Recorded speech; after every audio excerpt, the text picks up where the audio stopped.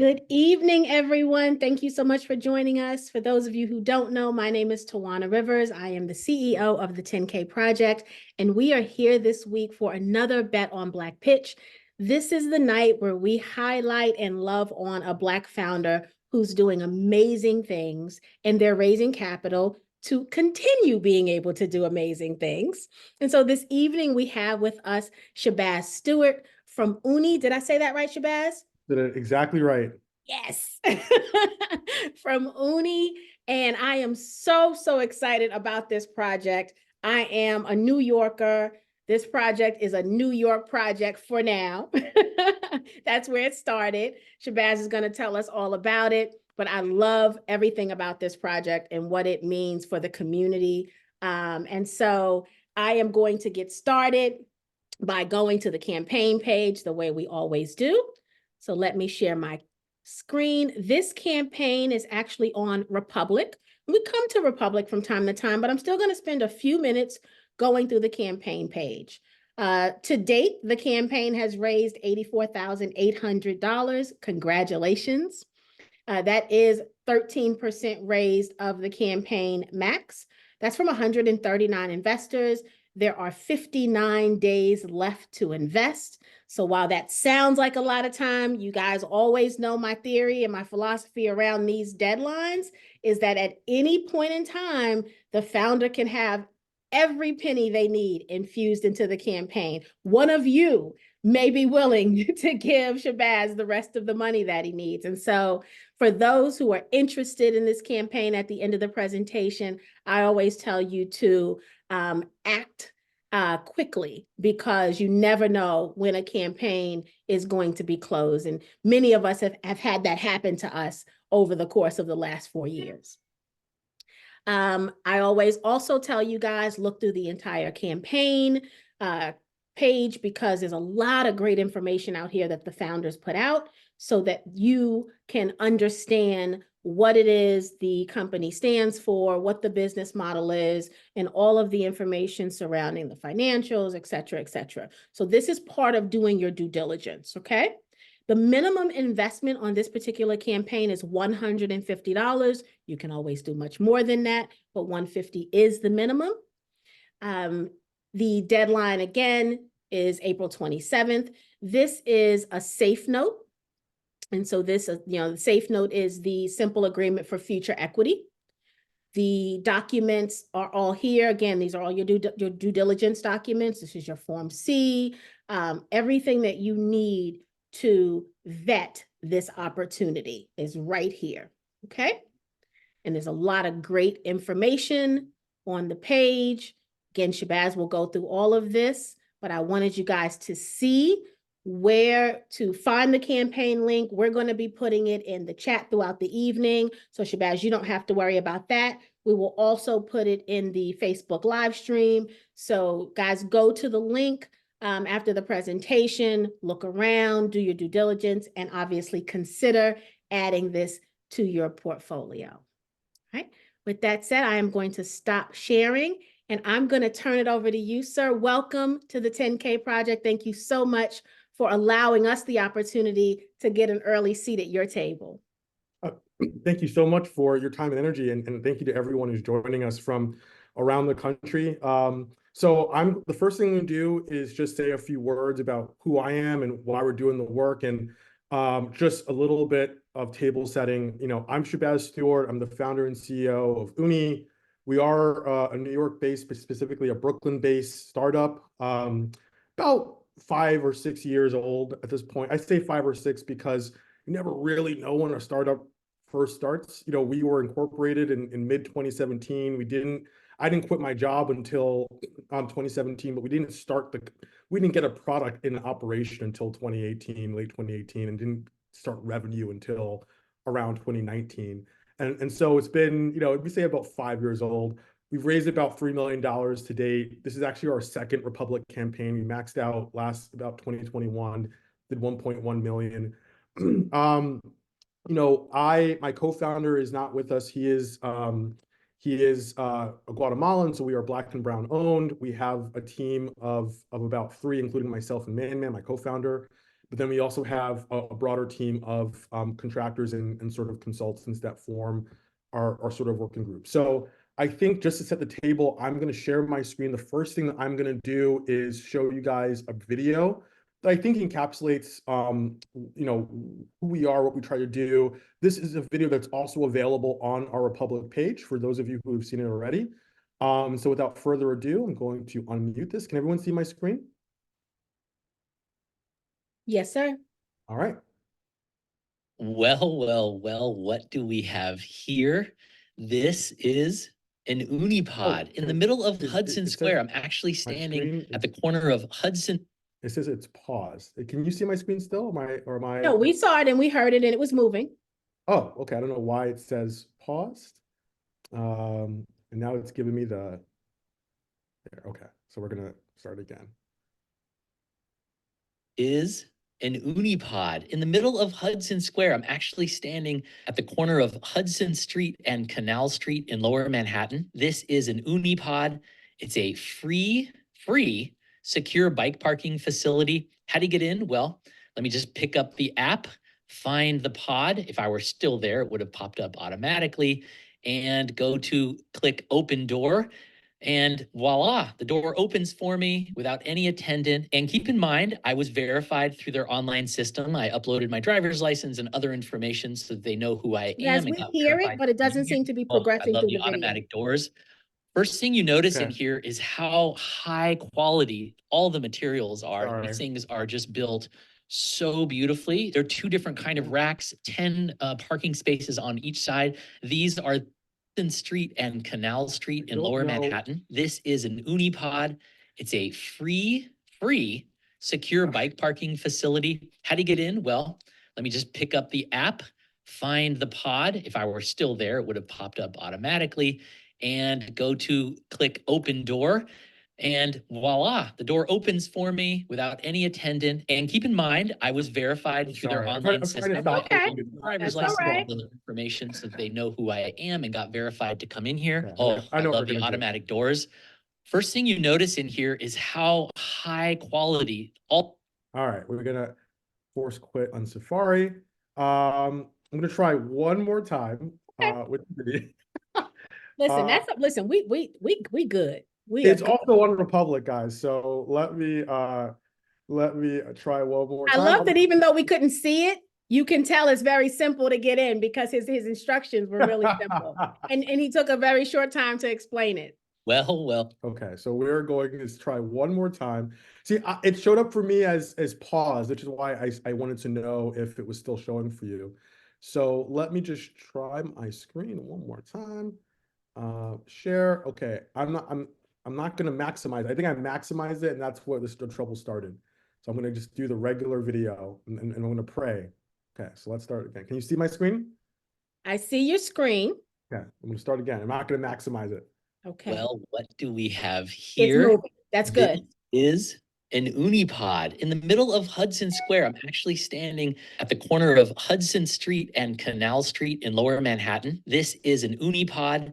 It's a free, secure bike parking facility. How do you get in? Well, let me just pick up the app, find the pod. If I were still there, it would have popped up automatically, and go to click open door.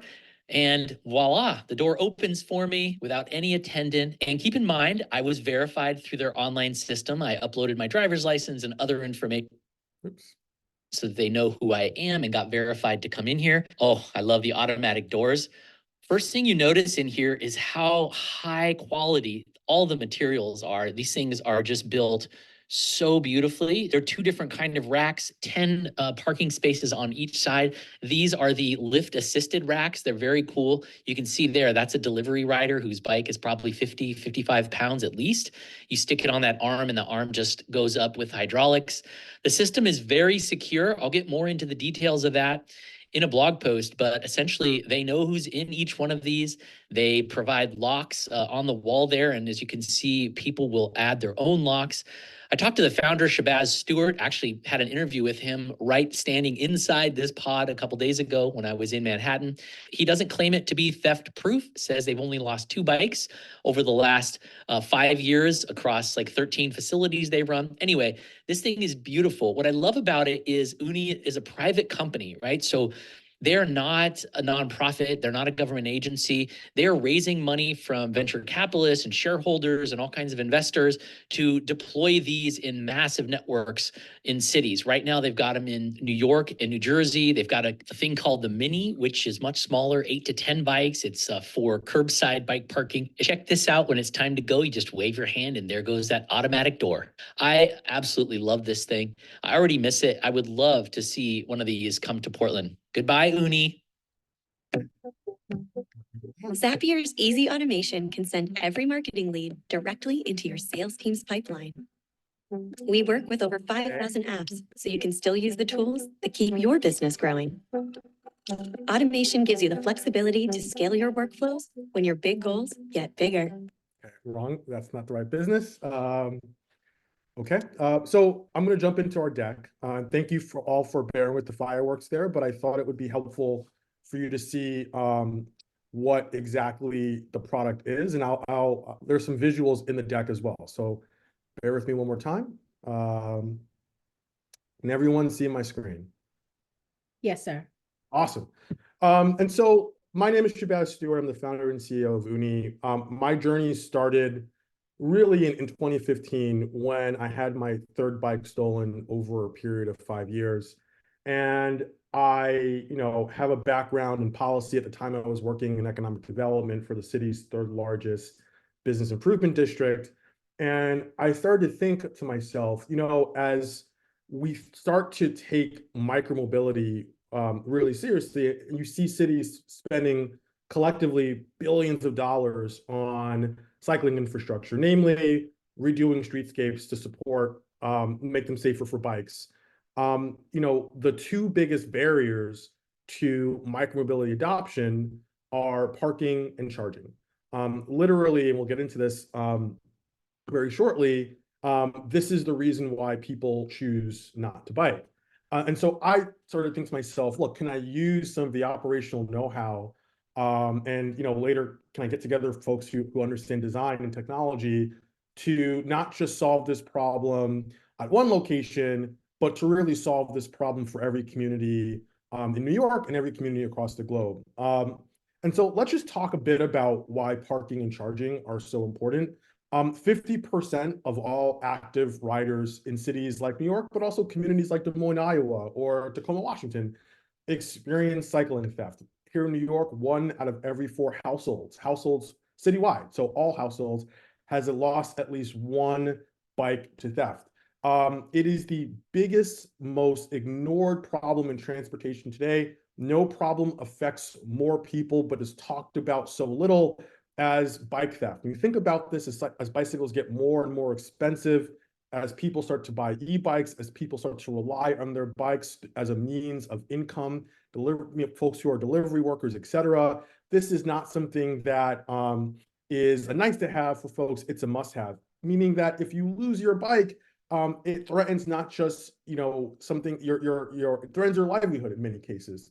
But also charging has become an issue over the past 4 years. Here in New York, last year, we had about 23 people who died in lithium-ion fires. This year, I believe we've hit about 5 or 6, about 200 lithium-ion fires a year. All of this is the result of what we call the infrastructure deficit. We don't have the parking and charging infrastructure in place, really in any American city or any European city at scale to support micromobility adoption, and therefore we're seeing this really artificially low ceiling on what bikes, scooters, and other form factors that we call micromobility, can reach in terms of adoption, and it's a big problem. As we think about climate change, when you think about traffic mitigation in our cities, micromobility is a key strategy for achieving both, mitigation in both those goals, and we're seeing an artificially low ceiling on what we can do with those respects because we haven't addressed parking and charging. So our solution is actually very simple in terms of its proposition. one cohesive system. You think about public transit, you think about bus shelters, you think about newsstands, you think about fire hydrants and traffic lights, applying that systemic perspective to micromobility. So one cohesive system of parking and charging locations linked together by top flight mobile app with a top flight UX. It's really simple in terms of it being an idea. It's really complicated to do because you have to work with public and private property owners. And we've got to think about this again, not in terms of one station here, one station there, but thousands of stations in cities like New York, hundreds of thousands of charging ports in communities across the country support this form factor. So before we go on, again, I just want to leave you with a visual of what our stations look like. We are currently New York's biggest and only provider of secure parking and charging facilities. But my co-founder, the first thing he said to me when I asked him to help me build a nice looking bike cage, he said, "This is 2015, I will help you, but you cannot call it a cage." So, what we do is we work with communities to build infrastructure that is community-centered, community-focused, but also that looks good and also that can thrive and complement, a neighborhood's architectural profile that is existentially important to being able to scale this infrastructure. We have a modular, smart system of infrastructure that is designed to really not just have folks tolerate the hardware, but really embrace it. Now, in terms of how we achieve scale, because this is something that's super, super important, our formula is taking what is normally a cumbersome process. When you talk to folks in the private sector or in the public sector, they say, look, I actually want this infrastructure. I understand why parking and charging are so important. But, even if I have budget or even if I have desire and bandwidth to tackle the hardware and infrastructure side, the installation, the operation, the site planning, the permitting, the insurance, the management, what happens if something breaks, who's doing the community, all of these messy questions actually derail the vast majority of these projects. And so what we learned early on is that these are actually infrastructure projects. These are projects that require a large amount of planning and coordination. And communities at every level, whether they be small or they be large, are often unprepared to tackle this. And so what we've come in and done is we've really organized it into one neat, tidy, vertically integrated process that our team really, has worked here in New York with a number of government agencies, public and private folks, developers, to really tackle in a vertically integrated, seamless manner. So you can see the top, we have planning and site selection, and we end with ops and management. But in between, we have community engagement, we have design customization, and we really work with communities and our partners in the public and private sector at every level. What we like to say is that we're a turnkey experience. If you talk to our customers, they'll say, look, Oonee was involved at every stage of this process. And it was, a concessionary type framework that made this really, really simple. So when we think about how do we take that, because that's really overhead intensive, and how do we take that approach and how do we bring it to every community that wants it, not just, in New York, not just in the Northeast, not just in the US, but across the globe. For large and complex customers, we're always going to have team members work with them directly. But for medium and smaller size customers, which are about 98% of the market, we're going to have a software system, a platform that's AI powered to streamline and simplify this infrastructure process and help them navigate through everything from the permitting down to the operations and management. And I can get into what that looks like in detail in the question and answer session. I don't want to spend too much time going through the nitty gritty in the deck, but it's something that we spent a lot of time developing. And for most customers, especially now with the emergence of AI tools like ChatGPT, we can actually either greatly reduce or completely eliminate the overhead scenario and proposition that's required to go through that process I just described. So I want to talk about how we make money, and we're not shy about saying we're a unicorn vision. By unicorn, we mean this is a $10 billion proposition. And we actually have three different, what we call unicorn legs on our stool. We have advertising, we have hardware, and we have the marketplace. So each of these can be capable of building a unicorn company. We have just combined them all to make one vision juggernaut, as we call it. So advertising, right now, advertising accounts for about 60% of the business. We put advertising screens on our stations in New York and New Jersey. And so that right now, for perspective, one station can generate up to $300,000 per year. That was the station you saw in the video. We have stations that generate a little bit more. We have stations that generate a little bit less. But in a market like New York, in a market like LA, in a market like Chicago, you can actually afford to offer the community a free piece of a free experience and pay the property owner a revenue share and pay back the CapEx, the capital expenditure on that hardware in a matter of months, and actually subsidize, stations in your network that are less revenue generating with digital advertising screens. Brands spend about $40 billion globally a year on outdoor advertising. It is a very lucrative market, especially in top, I'd say 30 metros in the United States. And it's something that can allow us to scale up in these communities very quickly. This is not a new idea. For those of you who are from large cities, if you have bus shelters or newsstands, if you have a bike share, those are all leveraging, the advertising and sponsorship-based proposition. You don't pay to use a bus shelter, so how do they get built? Typically, companies like JC&Co, Outfront, Intersection will come along. They'll work with the city through a competitive bid process to build, design, deploy, and then operate and maintain, these infrastructure networks on scale. For perspective, here in New York City, about 4,000 bus shelters. We have about 400 newsstands, 2,600 city bike stations, 1,700 Lick NYC stations. None of those are paid for with taxpayer dollars. They actually all are advertising supported and driven. It's a model that we think will be very successful with charging and parking infrastructure in top 25, top 35 metros.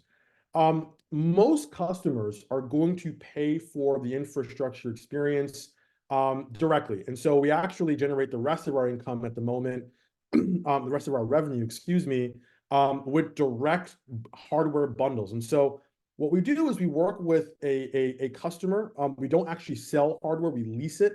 But we lease it, it's a package that covers everything, a concessionary framework. And so that includes design, includes planning, it includes the deployment, the operation, the maintenance. We typically retain ownership of the actual asset, and we can sell it back to the customer at the end of the term, or we remove it. We find that most customers, large and small, actually don't really want to own the asset.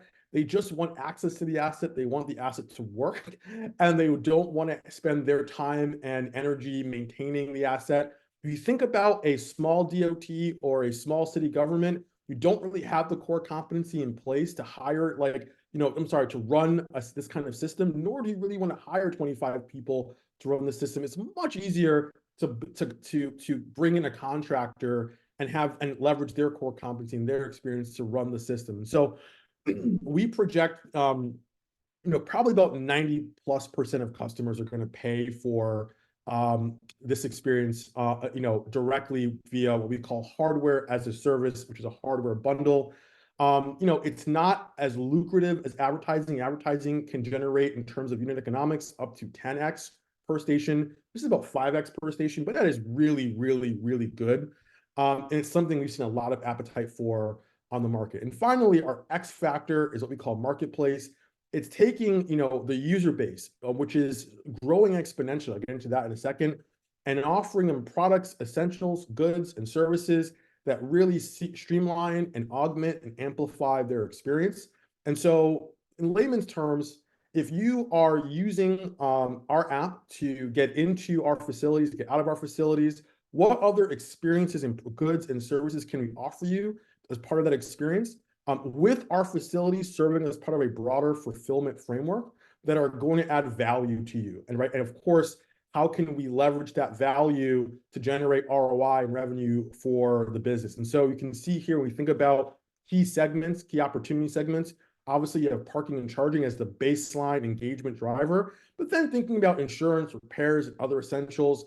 what we call OEM subscriptions, so leasing a bike, selling your bike, procuring accessories, battery replacements and spares if you have an e-bike, and finally experiences in travel.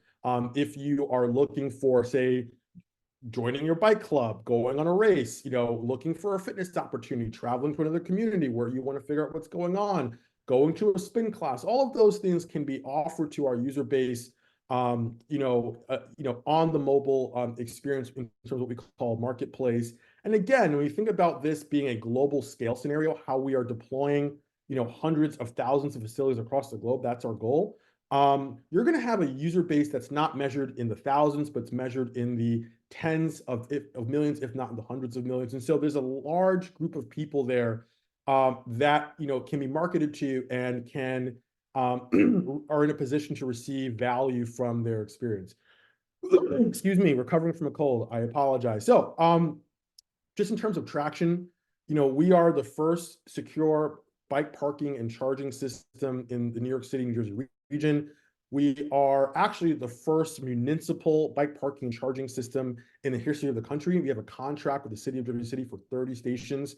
That's a really big deal. Never before has any city ever said we're taking this on an ongoing basis citywide. And so we were the first to do that. We actually have a few big announcements coming up. There are a few other cities that are in our pipeline that we're really excited about that are not in the New York area. We are the first advertising supported system in the United States, and I believe in North America. And in terms of revenue, last year we logged $1 million of contracted revenue and $1.2 million ARR. For those of you who don't know, ARR is just annual recurring revenue. That's just revenue that is recurring pretty much, and $1 million is how much revenue did over the course of a calendar year. Our key partners in terms of customers, past and present, we've worked with the MTA, we've worked with the Port Authority of New York and New Jersey. They're actually right now our current customer, and of course the city of Jersey City. We've actually also been through 2 accelerators, Elemental Accelerator, which is the country's foremost and the world's foremost actually climate tech accelerator, and then UrbanX, which is the country's foremost urban tech accelerator. And so, we've been around the block. We are backed by some of the biggest names in climate and urban tech. In terms of user growth, which of course relates directly to the proposition of the marketplace, we're growing 25% month over month. And that's really on a network of, we have about 15 stations now, a total network capacity of about, I would say just under 1,000. It's really important because I think a common misperception is, okay, you have 1,000 spaces, do you have 1,000 users? No, not quite. Just like if you have 1,000 bus shelters, that means, over the course of a week, you're going to interact with, 40, 50, 60,000 people. If you have 1,000 spaces in your network, you're going to get 100,000 users over time because the relationship between a user and a station is episodic, even if it's recurring. And so you're going to get your relationship due to the network effect is as you scale up in a community, as you build a dense network of facilities, you're going to see a sharp concave up, an exponential growth scenario, and that is going to lead to massive adoption. When we talk about marketplace, just returning to that theme for a second, a lot of marketplace plays, you see this two-sided marketplace strategy from a lot of companies, whether it be Uber or DoorDash. They require hundreds of millions of dollars in marketing spend. We actually have a revenue positive, very, very revenue positive, high ROI way to build in and supercharge the adoption. We don't need to spend that money in terms of marketing spend. So I want to talk about where the company goes at maturity. Please keep in mind, all of these numbers are predicated on a raise, Series A this year, which I'll get to at the end of the presentation. Our goal for this year is to get to 4.5 million ARR. But really, after this raise, to supercharge our growth, and by 2026 to be at 35 million ARR. At maturity, we project a majority of the revenue to come from the marketplace. We think the marketplace is really the X factor, really monetizing and leveraging on that user base and adding value to their experience, but also with secondary and tertiary plays in the hardware and advertising space. Advertising, again, about 60% of our revenue now, but so you can understand where the business actually goes. advertising isn't shrinking. You see the numbers, it grows, but the entire business as a whole is going to grow exponentially once we have the right team in place. Our pipeline, and I want to say that a lot of our customers, are very sensitive in terms of what we can reveal. We have a big demo day coming next month in March, where we're going to have some really exciting announcements about relationships and placement opportunities that are going to be beyond the New York metro area that we're so excited about. But we have 350 small and medium-sized customers and about 10 large city customers that are in our current pipeline. I would say in terms of this year, of that 10, I think about 5 are realistic. And I think about that 350, about 175 are realistic. One thing I do want to note is that all of our growth to date has been done with a full-time staff of 3 people, and we actually don't have anyone on expansion right now. And so all of this growth is relatively organic. If we had someone on full-time sales, full-time expansion, full-time growth, we have the next 45 to 150 stations already under contract. It's something, and I'll get into this towards the end of the presentation a bit more, that is a real constraint to growth. We are literally growing so quickly, and there's so much demand for the product that we are not able to keep up. This 350, medium and small customers are all coming to us organically. We spend no money on marketing. We spend no money on government relations. We spend no money in PR. They're just seeing what's happening in New York via social media, and they're coming to us organically, which is really, really, really impressive, because if you're familiar with the sector, that never happens. You think about companies that are deploying hardware and infrastructure in cities, in communities, you spend a lot of time and a lot of money on PR, on GR, and on marketing. We spend $0. That is something that is really, really, really unheard of in the space. And so getting into what our team looks like, our full-time team is myself, Man, my co-founder, and Yosef, who is our employee 1. And then we've got an operations and supply chain team that is part-time. It's a really small team for the work that we do, but I think it really speaks to how gritty and efficient we've been. We've raised about $3.5 million, $3.5 million in grants and equity to date over 5 years. And so you think about where we are and what we've been through, that's really, really, that ROI proposition is really, really, really unheard of in the sector. Initially, when we started the business, to be blunt, a lot of people were not fans. They said, you're working with government, you're working with real estate, you're working with infrastructure, you're working with cities. This sounds like a bundle of risk. This is not something that a lot of VCs are interested in. A lot of people said that it would be impossible. We have proven folks wrong at every step of the way. I think that is because our backgrounds are traditional. My background is in policy and in working with cities and working on the operation side. My co-founder is one of the best known urban designers in the city of New York, built New York's first public plaza, designed New York's framework for what we call the urban parklets, which are now, literally the DOT's framework for the citywide program. And so our DNA is a little bit different. We are pragmatists, and we are built to really, I think really drive ROI efficiently. We also have a team of advisors that are industry leaders. Ryan Respecki is the, founder and CEO of Jump, which was sold to Uber for $225 million. Tucker Reed, actually my former boss at the partnership, is a New York City developer and real estate veteran. Rob Giwala, former Goldman Sachs partner. His partner, Jeff Cantor, also a media expert, angel investor. Brandon Jones, micromobility advocate, has worked a lot with transportation alternatives here in New York City. And Sean Abramson, who is actually the managing partner at Third Sphere and UrbanX formerly. And leads our VC, Third Sphere is our VC backer. I will say that in terms of our partners, I will mention again that we come backed by Elemental Accelerator and UrbanX, but also partnered with Pivot, Outfront Media, Altanova, one of the world's leading OEMs, Los Deliveristas Unidos, which is New York City's, and the nation's largest delivery worker union. I will speak to impact, and I'll speak to what our user base looks like towards the end of the presentation. Why now?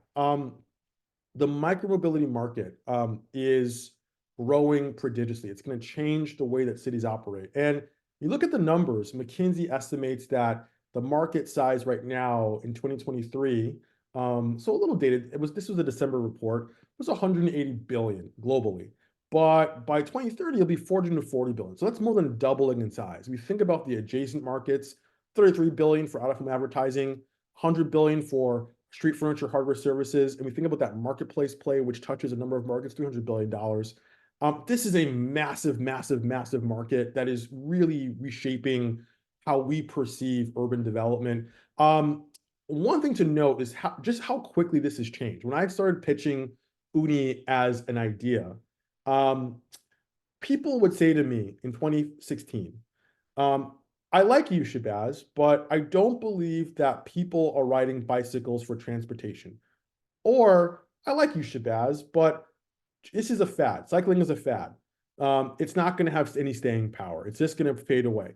No one says that anymore. And so if we've come that far in 7 years, think about the next 7 years, right? Where micromobility will literally become a dominant force in the way that we experience urban life. You look at all the money that governments are spending and all the money that the private developers and property owners are spending to support micromobility, that is all going to see lagging returns. And so just think about government spend as the ultimate sign of where the market is going. And we see a lot of government spend.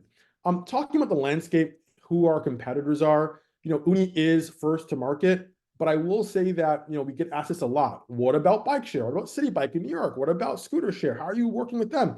We are complementary. In fact, one of our investors is Laura Fox, the former general manager of City Bike. The bike share and scooter share are really important, but most people, in fact, here in New York, 95% of the market, that's true worldwide, if not so more true, are using their own private vehicles. They have no solution.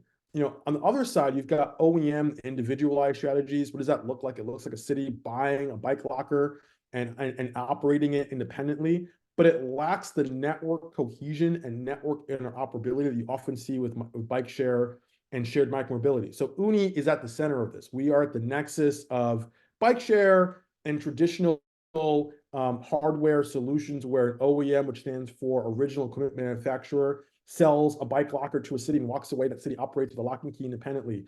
We're saying, how about we adopt a network transit framework and we allow communities to franchise and operate this as a massive network. No one is doing that. It's on the cutting edge. It's the most audacious play today in micromobility. It is something that really complements well existing solutions in a novel way.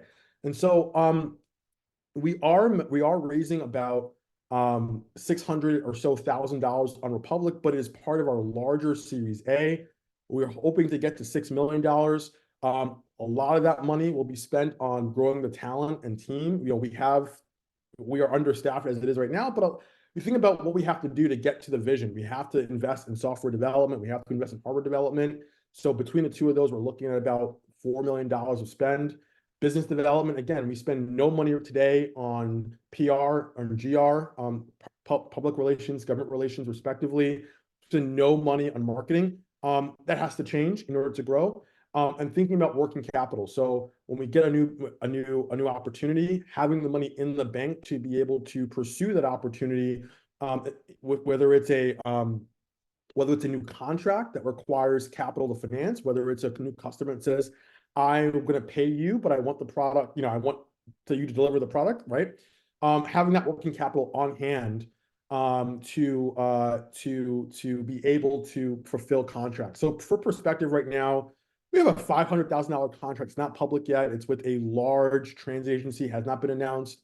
To finance that contract will cost us about 7% additional. That is purely because we don't have working capital on hand. So working capital is a key part of our framework.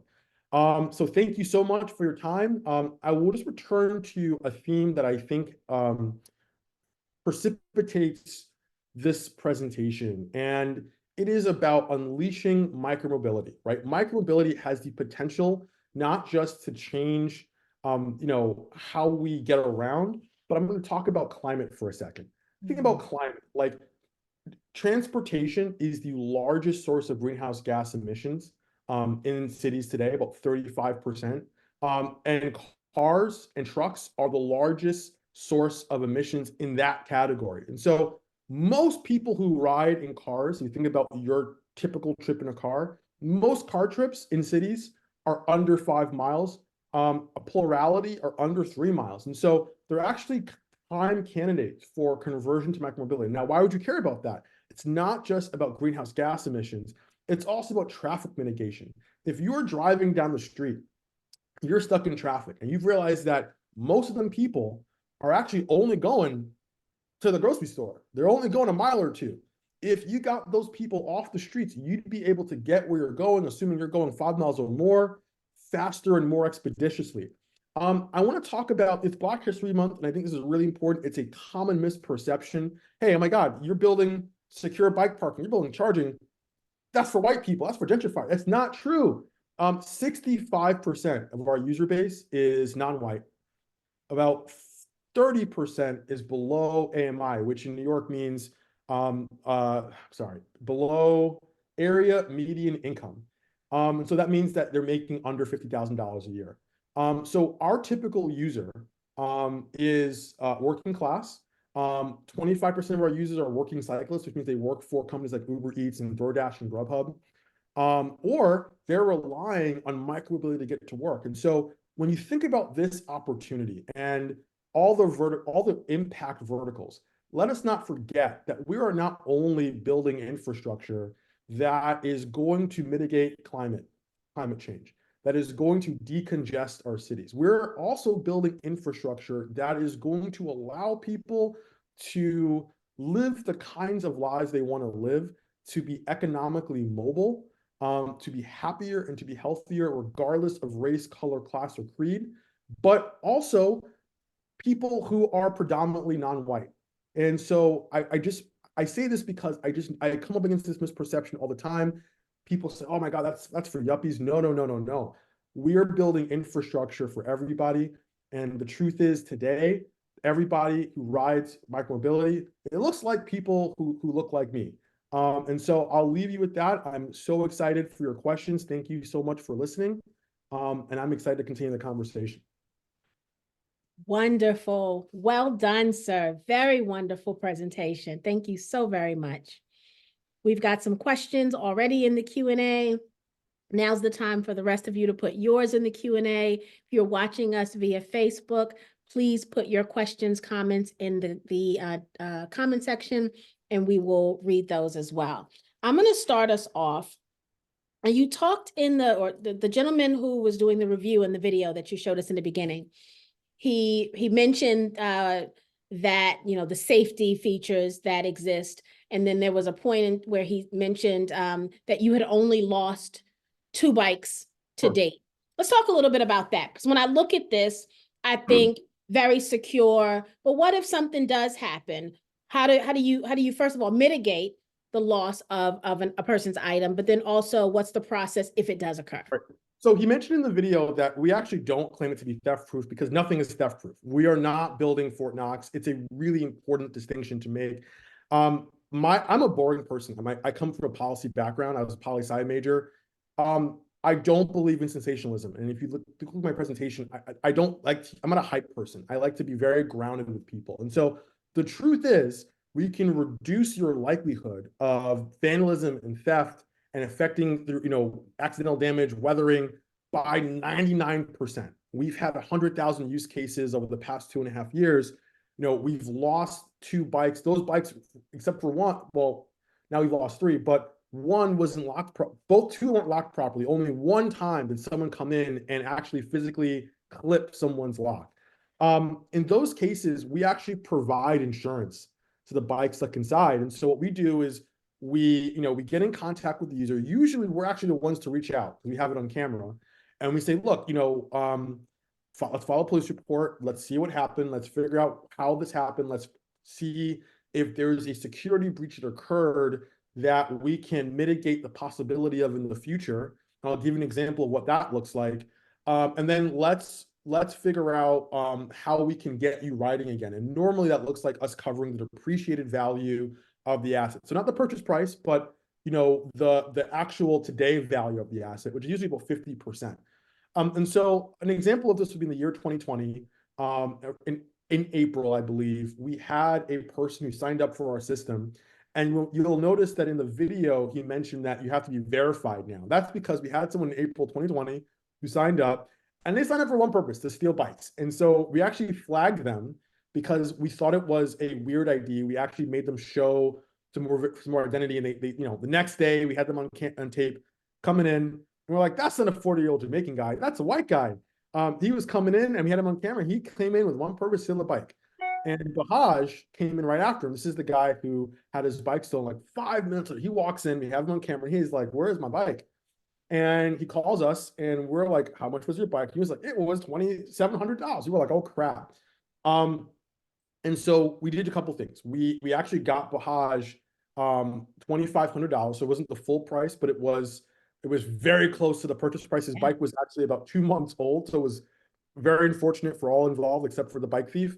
And we actually implemented the system that we call verification. So now when you sign up for Oonee, you actually have to go through a ID process that literally we use a software system called Identify, where it takes a picture of your face, it takes a picture of your ID, and uses facial recognition to match you to the ID. Nice. So you can't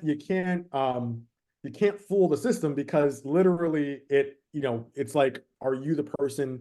And you have to do it in the app. So you can't just upload a picture of like random person. So since we've implemented that, we've never had, that was 4 years ago, we've never had that scenario recur. Last summer, we had an incident where one of our stations was physically broken into. And that was unfortunately a scenario where our operations team knew there was a security liability at one of the stations. We were in the process of rectifying it. There were quite literally screws that were loose on our plexiglass. This is one of our older facilities. We don't actually build this design anymore. So we had someone literally crack it open and sneak in. And because the bikes were locked, they stole parts off 2 different bikes. And so we were able to alert those users, and we're able to refund those users the damaged parts and components to their bikes, and get those folks riding again. Wonderful. And so, I say this all to say that one of the advantage, people will ask me, well, Shabazz, like, if you're saying a bike got stolen in your care, is it better than leave it? Yes, because Yes. I tell you, Absolutely. if it happens, you've got someone standing by you saying, look, we are going to work through this process with you. And I'm happy to report that all of those folks, Bahaj, the folks who were affected this summer, are still members of our community today, and enthusiastically so. Yeah, absolutely. That was a crazy question. Of course, it's safer than it just being in front of a storefront. I am a New Yorker, so I remember growing up and you'd see like 6 chains on a bike. Or you walk by and you see a tire, or you see a bike frame, right? My second bike that was stolen, I came outside of my house, it was the bike frame just sitting there. The rest of the bike was gone. Because it was secure, right? So it's definitely safer. Absolutely. When I first saw the design and the company, I thought, this is brilliant. Like, I love that someone finally was addressing an issue that was prevalent. And so congratulations on building a successful company. You've been in business now, you are not a startup anymore, sir. You are a successful company that's ready to enter its next phase of success. I would just say one thing about that, 2 things actually about that. Foremost, the idea, we didn't create the idea of secure bike parking. You go to California, you go to Boston, you go to DC, they're bike lockers, they're bike cages. I think what we have done that's unique is we have figured out how to make communities that have traditionally not been enthusiastic about this, in places that have traditionally not taken this seriously, get excited about this, and how we work with governments to scale. And so in all of our deployments, we actually we're a real estate developer. We approach communities and government agencies and we say, look, how do we make this something that we can have thousands of? and how do we make it ubiquitous? And so what people don't realize is, when you see that station in Hudson Square, that was a 3-year project to get that built. We did everything from the utility work to, the design of the mural on the ground. And we work with the community, on a tireless basis to figure out how to get that station there. And that even involved literally searching through our partners, the Port Authority's property portfolio, to figure out where we could domicile these stations. So most of our work, which is why that software component and that vertically integrated component I mentioned is so critical, is most of our work is on the development side. It's figuring out how to get this technology, this design form factor into the hands of and on the streets of communities at on appreciable scale. And in doing so, we have to tackle all the technology and all of the sort of ancillary features that are sort of present with sort of a scale, proposition and challenge. But right now, look, our formula is successful. People love it. We can't keep up with the demand. We have a team. We have 3 full-time employees, which is really challenging, honestly, and we are just now seeking capital to take what we've done and to keep up with the growth and to develop the systems that can allow us to scale across the globe. Wonderful. Ayana has a question. She says, so what happens if you have more than 8 or 20 bikes to be parked into the Oonee and someone else comes with their bike? Could they park it into the Oonee too? Or does Oonee say we're full? So Oonee says we're full. And look, we look at that as a good problem because when we first, so before Oonee came along, New York City had no secure bike parking facilities at all.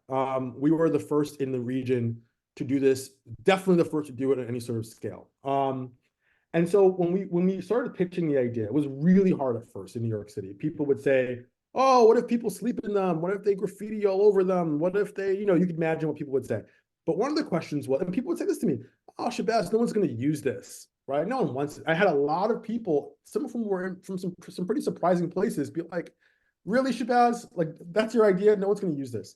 And so what our pitch to cities across the country is, we should make these as common as bus shelters. We should be building indoor and outdoor designs, a network.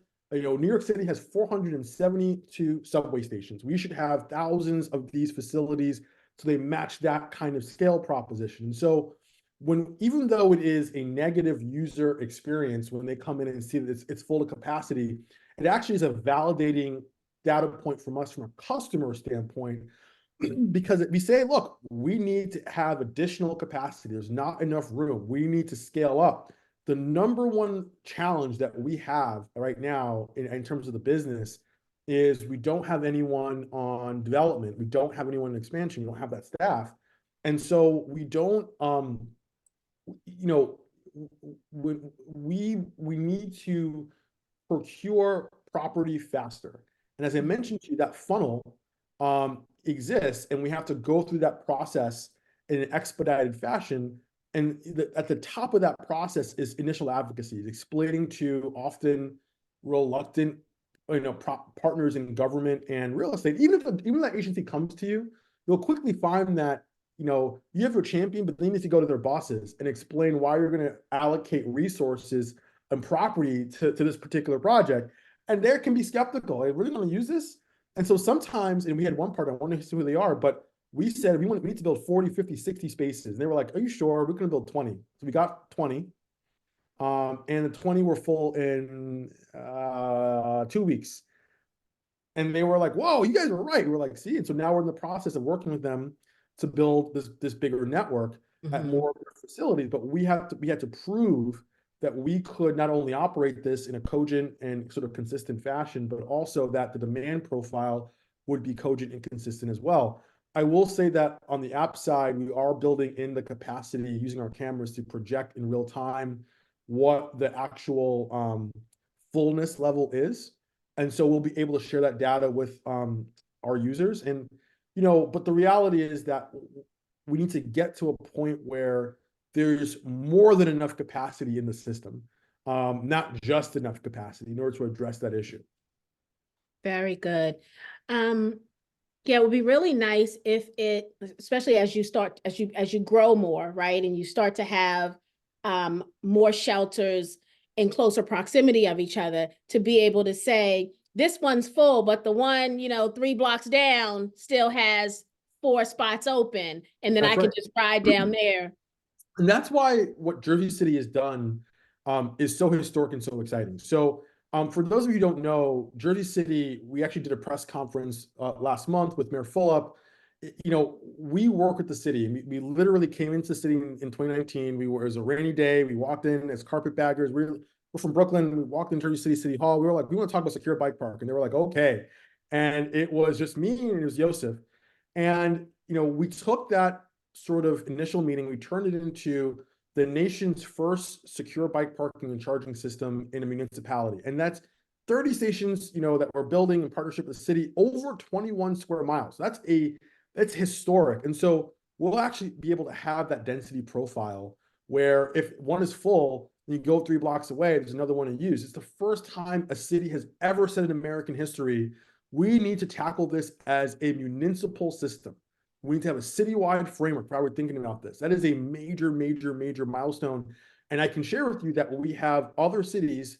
We're working with one exciting city in the Midwest that we hope to have an announcement finalized by next month, that are taking what Jersey City has done and adopting this framework. There are cities on the West Coast and in the South that are very close as well that we hope that we can share with you soon, but it's going to change the way that cities look. We're very excited. Nice. Sarah said, can you give a brief overview of your site selection process? So is it really that you go into, using Jersey City as an example, you go in, you tell them what you want to do, and then they tell you what site they have available, or space or locations they have available? It depends. And so that's a great question. Okay, so I'm going to try to avoid a long, I'm very loquacious and I apologize. I get excited when I talk about infrastructure, but so site selection probably is best thought about as being divisible into 2 categories. One is opportunistic and the other is systemic. And so, wherever possible, we advocate for the latter instead of the former. So Jersey City has really led the way in thinking about this cogently, where when you have a citywide system, you're able to look at where your demand is, you're able to look at where the best sort of opportunities are to build a network, and you're able to think about this, as a living, breathing system. So in that scenario, the city identified through the RFP what their first 7 priority locations were, and we worked with the city as a partner to kind of think about the feasibility of adding capacity into different siting scenarios over time. And so if you look at our website, www.oonee.us, we actually have a design family that allows us to add capacity to any siting scenario. What does that mean? It means that if you're on a sidewalk, we can have a station that's built for that sort of sidewalk scenario. If you're on a curb, we can have a station that's built for the curb. If you're in a plaza, we can have a station built for the plaza. If you're in an indoor scenario, we can have a station built to that spec. That's really important because early on, when we were really small, the number one reason that we couldn't add capacity to a specific scenario was the pod can't fit there. And so what we say is, okay, to a city, if you have done a survey or done any sort of analysis, we can work within your sort of framework to figure out how we can materialize a diverse infrastructure framework to add capacity to your priority locations. And so there are some cities in our network that we're working with that are doing just that. The other model, the opportunistic scenario, is what we were doing initially, what we still do in some markets, where we have a partner that maybe is a bit less advanced in terms of how they thought of this, and they need us to go in and do a site survey and go in and figure out where we have opportunities to domicile this infrastructure. And we're happy to do that as well. We have planning partners, and we ourselves have done site surveys. Typically when we start working with the city, we will actually present them with a quite detailed proposal. Sometimes it's like 60 pages long. And part of that will be, where can these go? Here are some examples of locations. And again, sometimes we have cities that have done that legwork already. We are a turnkey operation. That means that from the from the onset of the relationship, we have to tackle every single obstacle that arises. And sometimes a city might say, or a property owner might say, we have not thought about this. Where would you put it?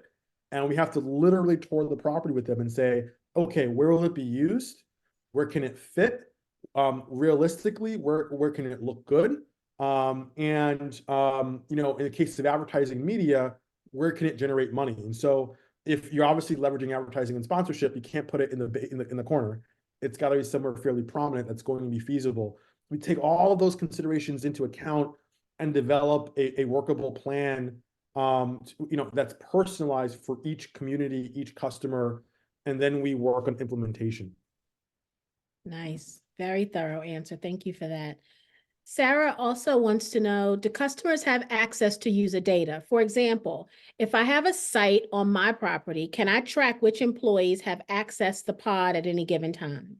All right, so I'm going to share something with you that I wasn't not really supposed to. I wasn't planning on doing it, but I'm going to do it because, you know, why not? We're having a great time here. So, I'm going to share my screen. I'm going to show you something that we're working on the Oonee side.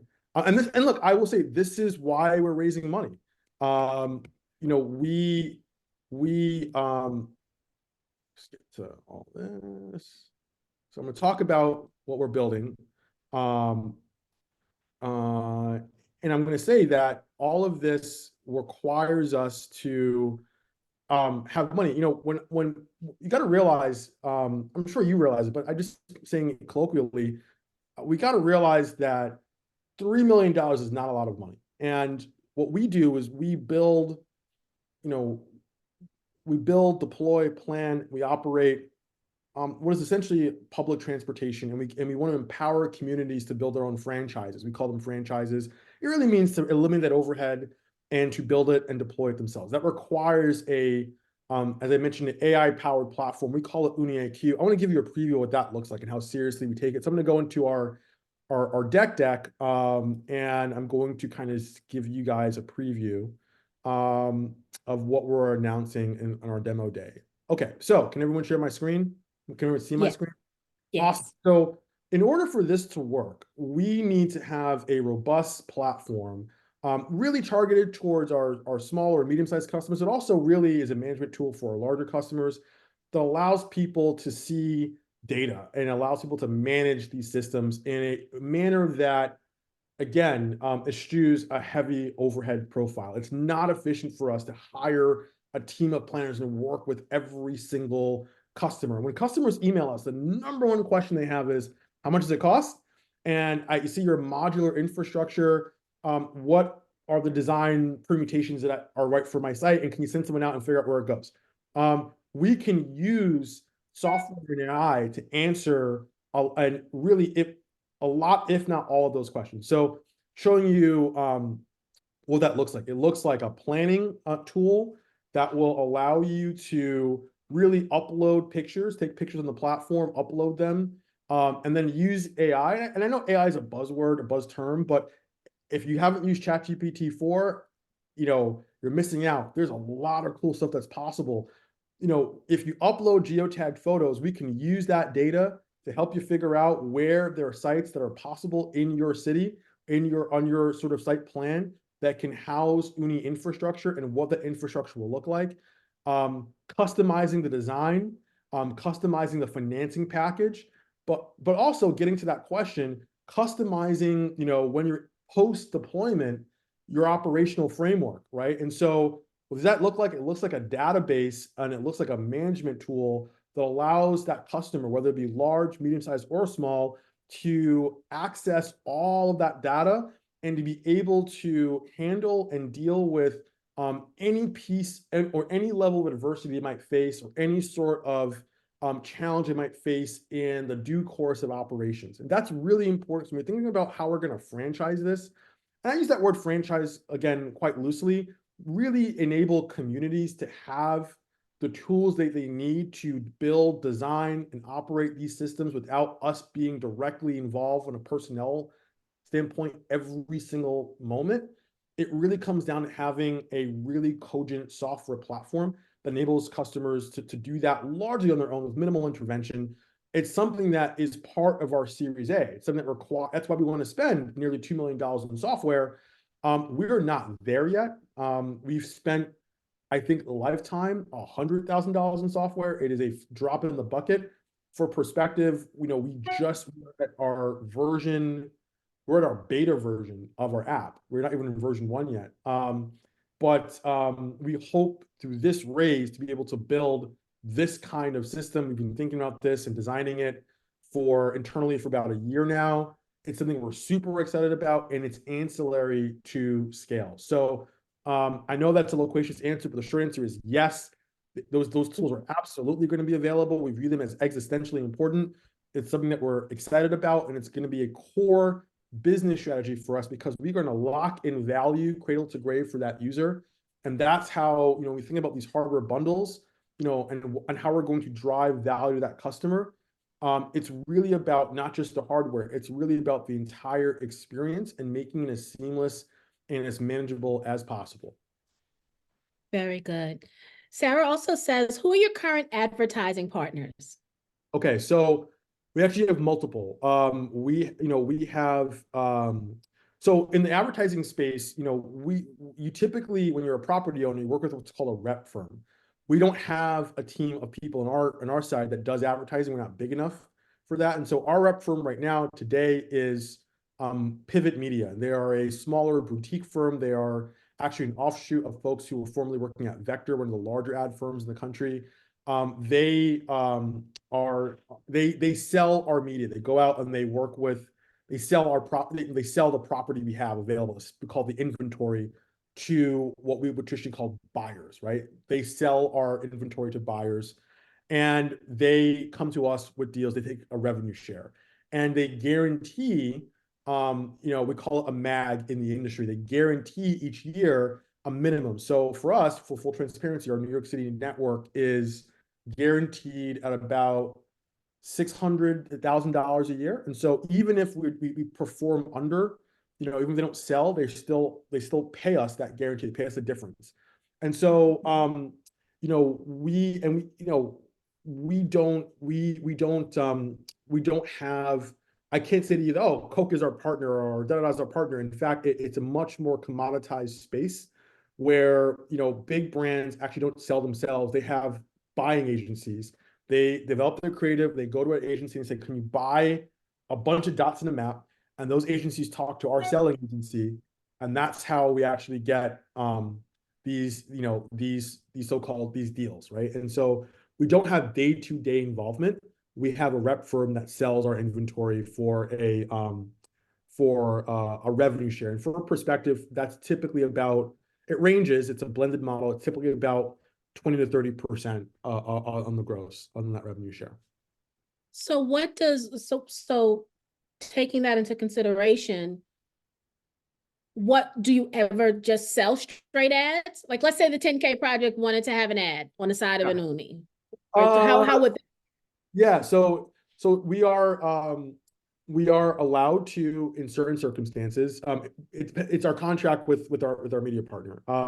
We have carve-outs that allow us to work with certain groups, or we would, if you are let's say the 10K project were Fortune 500, we would send you to Pivot, our partner. Pivot. We would say, okay, we are not that yet. can you work on a deal with Pivot? So there are cases where we have partners where we say, okay, we want to work with you directly. We still give that revenue share to Pivot, and there are other cases where we're contractually obligated to send that lead to our rep firm. And so, why is that important? And I didn't actually know a lot about advertising when I started, but now because I have to, I know a lot about advertising. You think about selling advertising space as selling any sort of commodity. And if you've got multiple sellers selling the same commodity, you have the potential for market confusion. It's like, oh, you said the price was this, but now McGillicuddy over there, he's saying the price is this minus 5. Mm-hmm. Mm-hmm. You really want to avoid that because, the buying agencies, there are like 10 buying agencies, right? It's not like there are 1,000 brands that have their own, they sell their own. There are about 10 buying agencies. And once you have that market confusion, if you say, well, hey, you guys are coming here telling me the price is $5,000 a month, right, for one slot, but Shabazz said it was $2,000 a month. Yeah, I'm just gonna talk to Shabazz. Now you undermine the folks who are guaranteeing you that money, and Mhm. that is something you want to avoid. So wherever possible, and the opportunity is big enough, you really want to hand it over to your primary seller.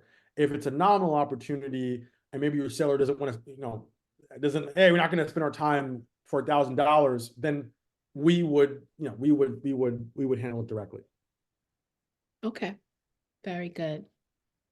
Anonymous says, who handles the monitoring and maintenance, and how does that impact the bottom line? Anonymous said, I can see the area being occupied by the homeless who may gain access by following someone inside or while someone is leaving. Anonymous sounds like some people who back in 2017, we've been operating for 5 years. It has never happened. I was the former deputy director of operations for New York City's third biggest business improvement district. It's a question we got a lot early on. No one asks us that question anymore. It's because, look, I mean, when you design something that looks good, people don't vandalize it. We've seen this a lot. In New York City, you probably remember this. We went from plexiglass bus shelters to glass bus shelters. People were like, "Oh my God, it's going to be a disaster." No, they look really good, and people actually let them alone because people defer and they respect things that look really good, unless they're in the Lower East Side, then they graffiti them. But if anywhere else in New York City, it works really well. But also, if you maintain your structures well, it's a deterrent to vandals who want to kind of harm them. So we actually don't see a lot of unhoused folks. And full disclosure, I don't think anyone should be homeless in America. That's something that's near and dear to my heart. I was, as a child, I flirted with homelessness. So this is not in any means a knock on our unhoused population, but the interior of our facilities are simply not hospitable to someone who wants to domicile for a long-term period. The pod you saw in Hudson Square, that's about 15 feet wide. And on either side, the bikes take up about 2.5 feet vertically hanging. So you have just enough clearance for people to walk in with their bike and walk out with their bike on either side.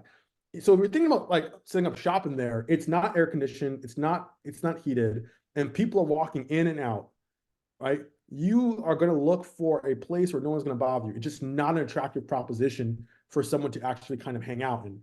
And so, when we build our facility, we've literally never had a scenario where that has occurred. Now, that being said, we do have a maintenance team that's part-time, and they visit our facilities on a regular basis that we directly operate. I'm going to draw a distinction between a franchise model that's required for global scale, where we might not be, our team directly be on site every single day, and a direct operating model that will be in use with our larger customers, where we are going to be the primary operator and caretaker.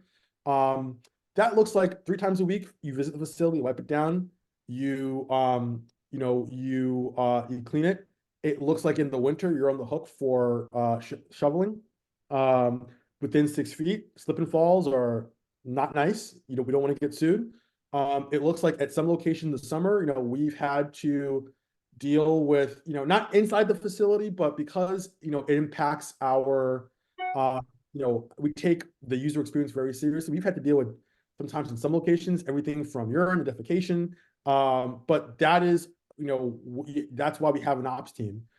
Typically for each station, just in terms of the bottom line, our stations, let's take Journal Square, for example, one of our stations in New York City, or was actually in Jersey City.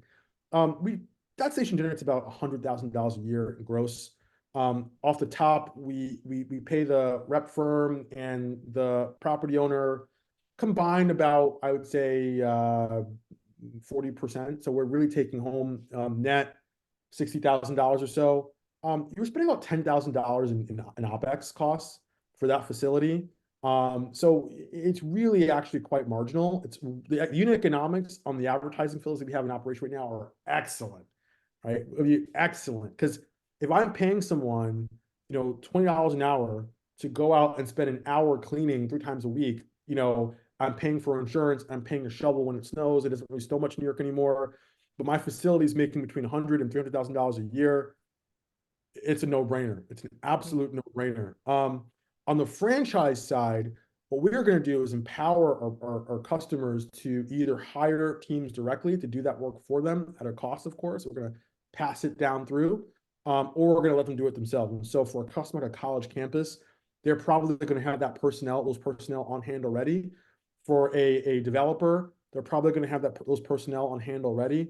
For a smaller customer, let's say you are a building, like a residential property, we can connect you with, either our own cleaning staff in our market we operate in, or with the resources to hire vetted partners to come and to maintain and clean. That can all be done through the Oonee IQ experience that we're building.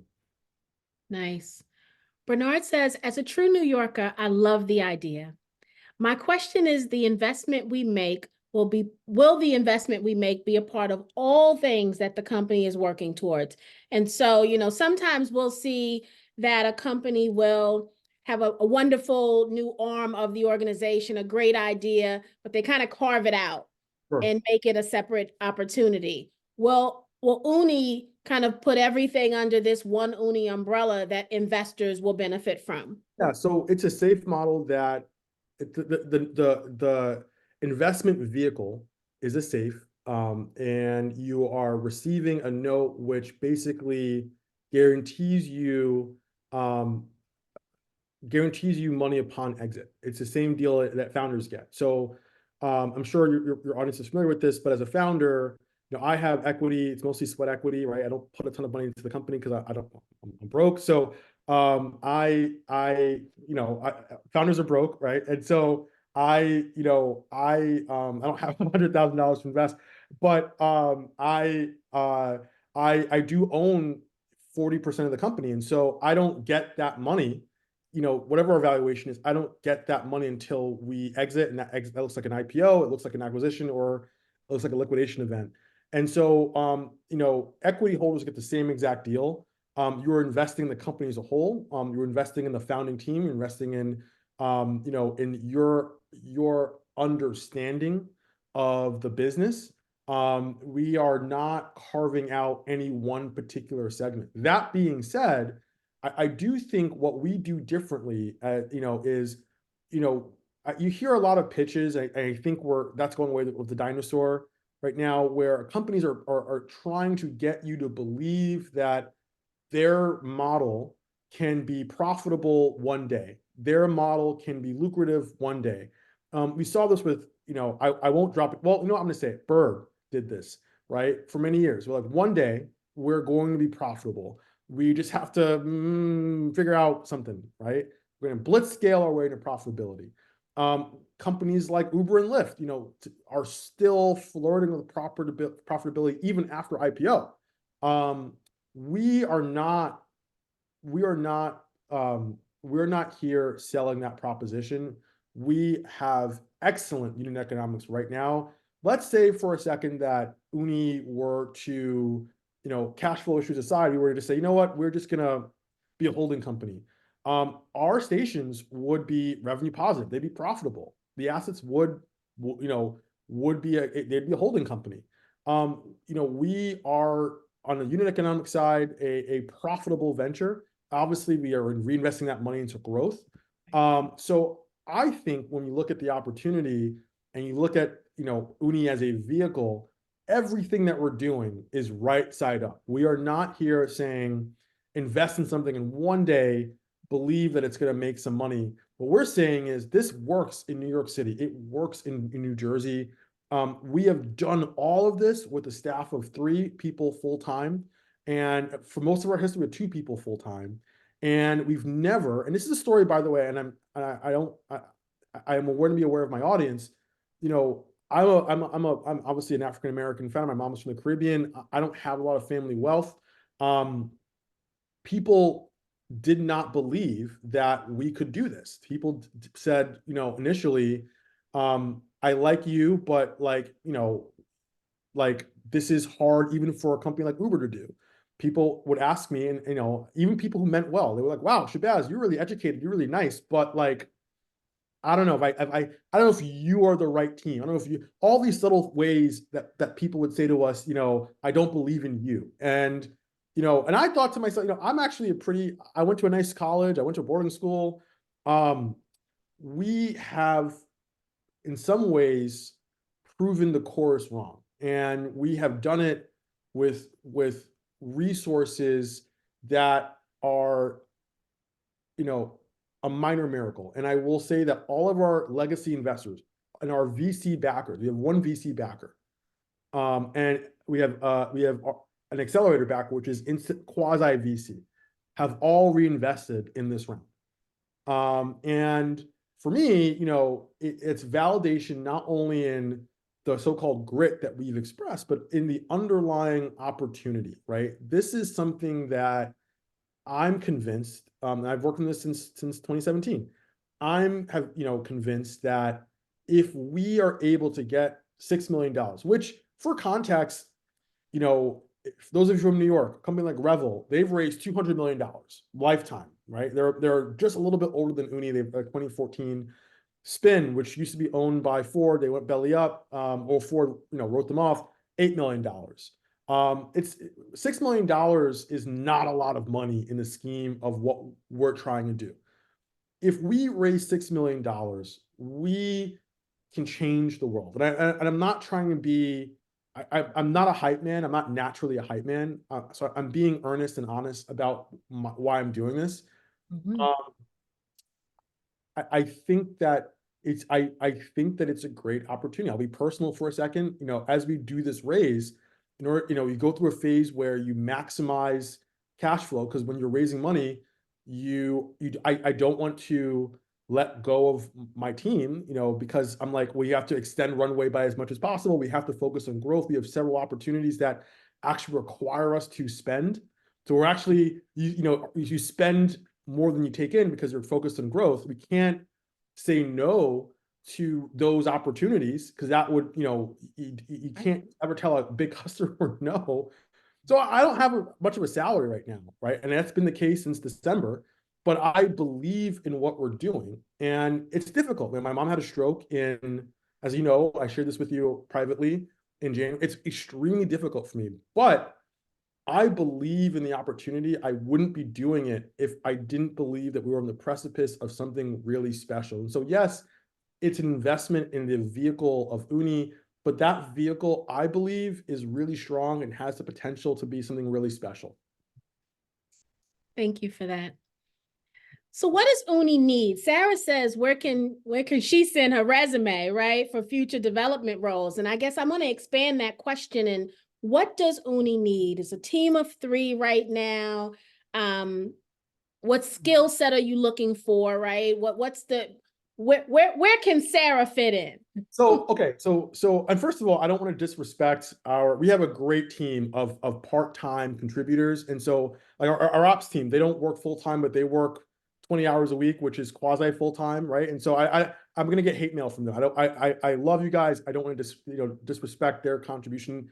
They are, we have a team. We have a supply chain manager, Renee. He does all our installations. He does the manufacturing. He's not full-time, but he is existentially important to our operation. Right. So I want to acknowledge the broader team and the broader sort of contributors that we have. That being said, we're at the point now where in our journey where we don't have any redundancy as a group. We don't have any managerial bandwidth to onboard more contractors. We need to have a team. So there is no COO, there is no CFO, there's no there's no office manager, there's no office, there's no we have myself. I do the fundraising, I do the advertising contracts, I do the development, I do the expansion, and I do like KPIs, and I generally am responsible for strategic vision. I'm responsible for doing for our investors. That is sort of my day-to-day. Yosef is our partnerships and operations and our implementation specialist, so to speak. And so his day-to-day is working to make sure on an ongoing basis our deployments are, we're meeting the expectations of our users and our customers. And when we're building new deployments, new contracts, we're doing all the logistical work in order to make that happen. As I mentioned, it's quite a thorough process. Typically, I will come in at the start in terms of getting us to the point where we have the contract, and then comes the actual implementation of the contract, getting these built. And that can entail, man, if you guys have never worked with a utility before, to get power to go across the street, right? It is, it is, you have to be a glutton for punishment. And then we have Man, who is my co-founder, who is responsible for, he's a chief design officer. And when you see how the structures look, it's not just having a cool design concept, it's you have to be involved in every stage of the process to make sure that your initial concept gets translated to the eventual, infrastructure design. And, typically one of our investors said this, and he was, he's like, your stuff looks better than your renderings, which is, which I thought was a really high form of praise. So what do we need to do to grow? We need to hire a head of expansion.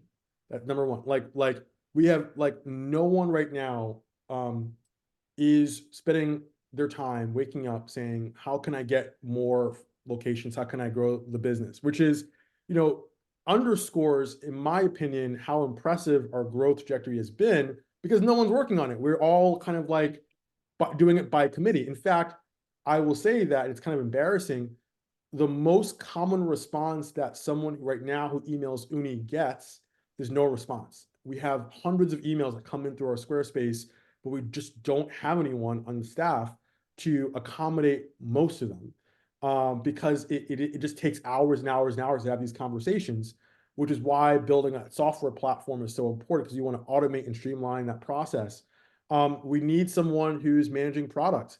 We need someone, we have no CTO. So as we kind of start to, I don't use the word pivot because it's been part of our strategy for a long time, but we're starting the next chapter of development, which is focused heavily on software. We need someone on the team who has core competencies in basically in being, in technology. We need an IoT specialist. We have our first designs weren't very sophisticated, but now we have self-locking racks, we have camera systems, and we're scaling. You need someone who is responsible for, for ensuring interconnectivity between the mobile app, between the hardware, between the smart hardware, et cetera. You need a full-time operations team. We don't have a head of operations. It's Yosef, but Yosef does implementation. He does, all of these different things. He is overstretched. He does the payroll. He does it.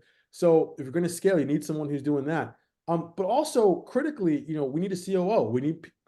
We don't have any redundancy, which means none of us can take vacations. And more importantly, none of us can have life happen. So, to be personal for a second, my mom had a stroke. My mom has been unfortunately sick for a while. I don't want to get into to why, but but I haven't really been able to spend time with her because I'm working on the company.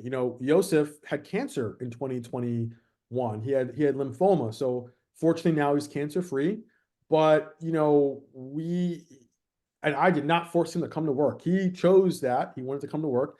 But we were in a position to have him take extended time off, have him, we would have to kind of put him on a leave of absence and replace him, right? That is a great way to run a company at an early stage. Our burn, historically was, for those who don't know, burn just means how much money you spending every month. So our gross burn was about $45,000 in the last year. The net burn is about between 10 and 15 and $20,000 or so. That is really low for a Series A startup. We need to think about, we should probably have a team of about 10 to 15. And what we have now is a team of 3 people playing whack-a-mole. And again, we're supported by a broader community of contributors. But what we want to be able to do is position ourselves for growth. Right now, we have reached the ceiling of probably what we can accomplish in this operational framework.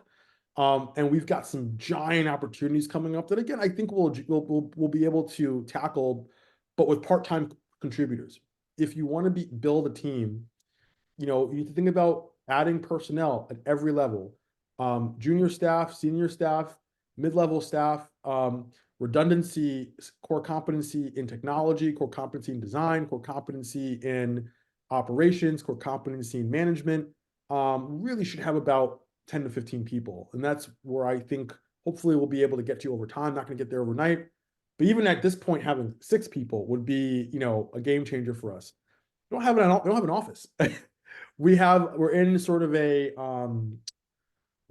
sort of shared office space, but we're running really lean at the moment. So like I gave up my membership. So like we have this kind of like, on one hand, we're seeing all this growth.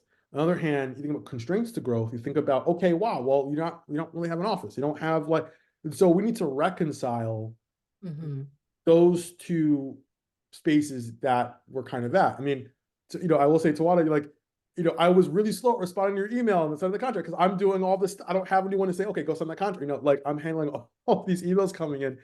And so it's a lot of that. We need staff at every level, because right now we've grown 3 or 4 times what we were last year. And the team is not really, the core team full-time is not really grown at all. Right. Okay. So with that said, how can people reach out if they want to contribute, understanding everything that you just said? Okay. I'm going to put my email address in the chat. As you can probably see, I love to chat. So please feel free to reach out to me. I will say that, and again, like going to Republic, we haven't, and we're going to be picking up the pace as we approach, April 27th, which is my birthday, actually. So the campaign ends on my birthday. Part of the challenge for us has been, we're so understaffed that we just haven't, had the campaign wherewithal to really go out and to write all these updates so we're going to change the dynamic hopefully very soon. We're going to have a demo day in March where we're going to just do a bunch of announcements. It's going to be headlined by some new expansion opportunities that we have under contract.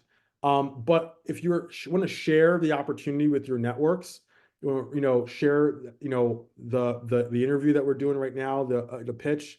I'm happy to do, if you want to have me speak to your friends, I'm happy to do follow-up conversations.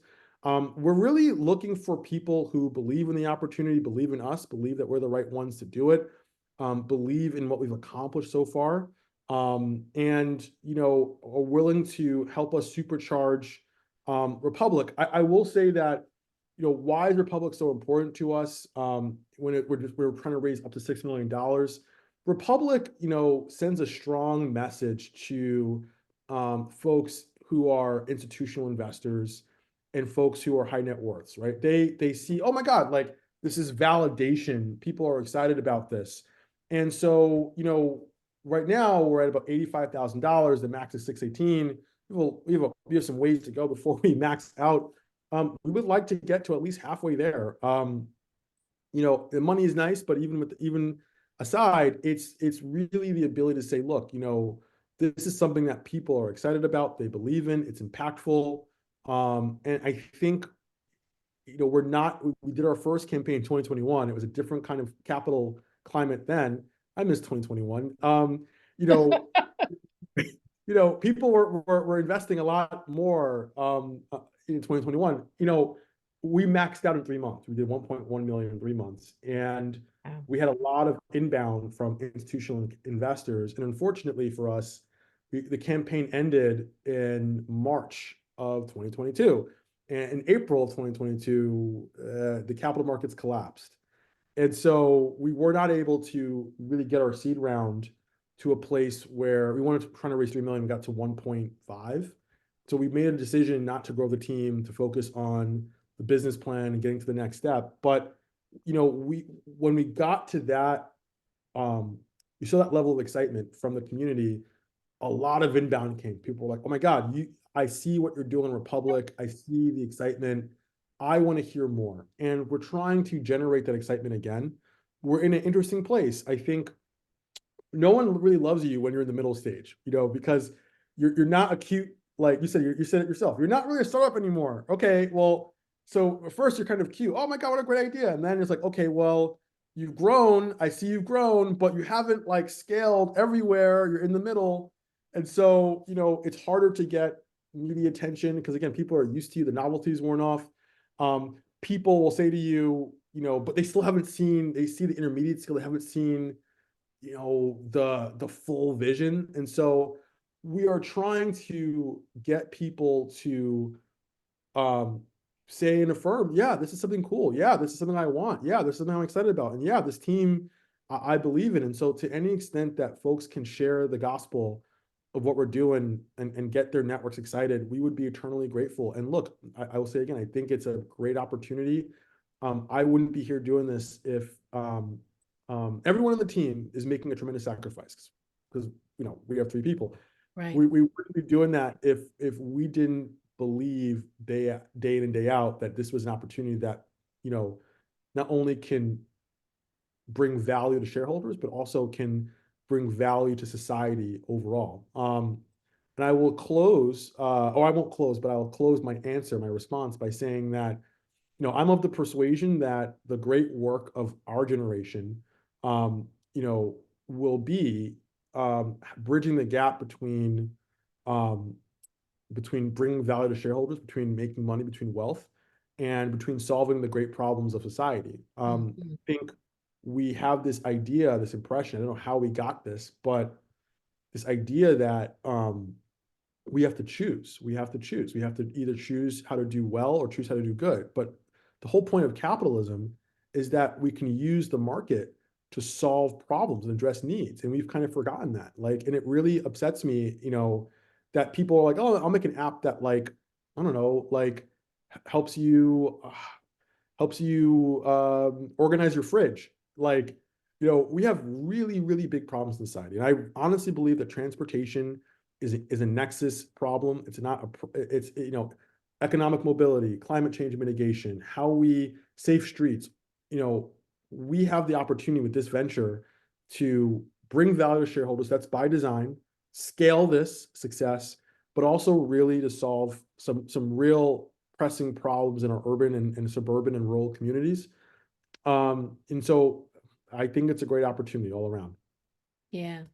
I think I love, first of all, that the community has asked, where do you need the help and what can I do? And we had somebody say, I can handle HR for you. And somebody else said something else. And you definitely want to carve out some time, as to focus on this campaign. Because I think about your model, you've got customers, a lot of them, an email to them, letting them know that the investment opportunity exists. That'll get you, I think, because they already believe in you, right? They know how valuable you are. You don't have to prove anything to them. They know. Then the other thing is, you may want to, while the 10K project would love some of that advertising space, you need to use some of it for yourself, right? You need to tell the world that you are open for investors. And so those kind of things need to happen. That's a great point. And so actually it's funny you mentioned that. It's, we've been, it's deeply frustrating to me actually, because we've reached the phase in our journey where, we have lots of ideas, but we don't always have the internal bandwidth to keep up with the ideas that we have. And nothing's more frustrating to an entrepreneur than to have the idea, but then not to be able to really recognize that in a cogent manner. And so, for example, we wanted to advertise the Republic campaign on our screens. We have access, of course, to about 16 digital screens in New York City and New Jersey. We haven't designed that yet. We haven't we want to be able to offer as a perk on Republic. If you have a project or you have a nonprofit, you have a cause that's near and dear to you, and you want to, as a perk, you want to invest in Oonee, but maybe get some discounted or free advertising space as part of that investment. That's something that we want to be able to offer, and it's something that we're going to upload to Republic as a perk. We haven't been able to just put some brain power in how that's going to work yet, and it's something that's a priority for us. Unfortunately, because we're pursuing different avenues of investment, we have a concurrent safe note that is, or convertible note, I should say, that we're raising money from. We obviously have the institutional campaign. Okay. It's all the separate deck that I have for institutionals. So we're doing all three of these at once.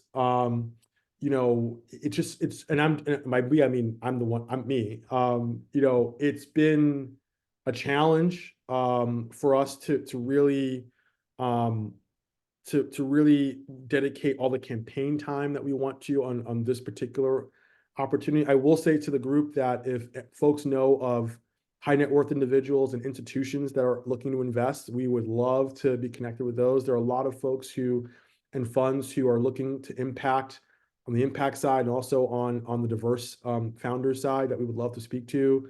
I mentioned Arlen from Backstage is one that we, you know, get in touch with. There are folks like Arlen who are great that we want to talk to.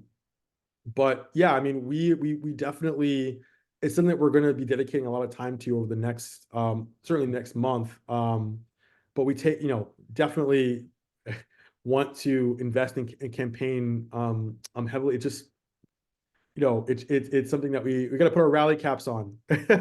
Yeah, very good. Ayana said, could New Yorkers park their e-bikes in Oonee? And if so, should you have a fire extinguisher in all the Oonees? So let's talk about that. I guess, are e-bikes not safe, or have there been some issues Okay, where they great question. caught on fire? Great question. So e-bikes are safe. But however, you know, I'm going to pick my words carefully. So what we've seen over the past couple of years is a dynamic where we've seen lithium ion fires become more and more prevalent.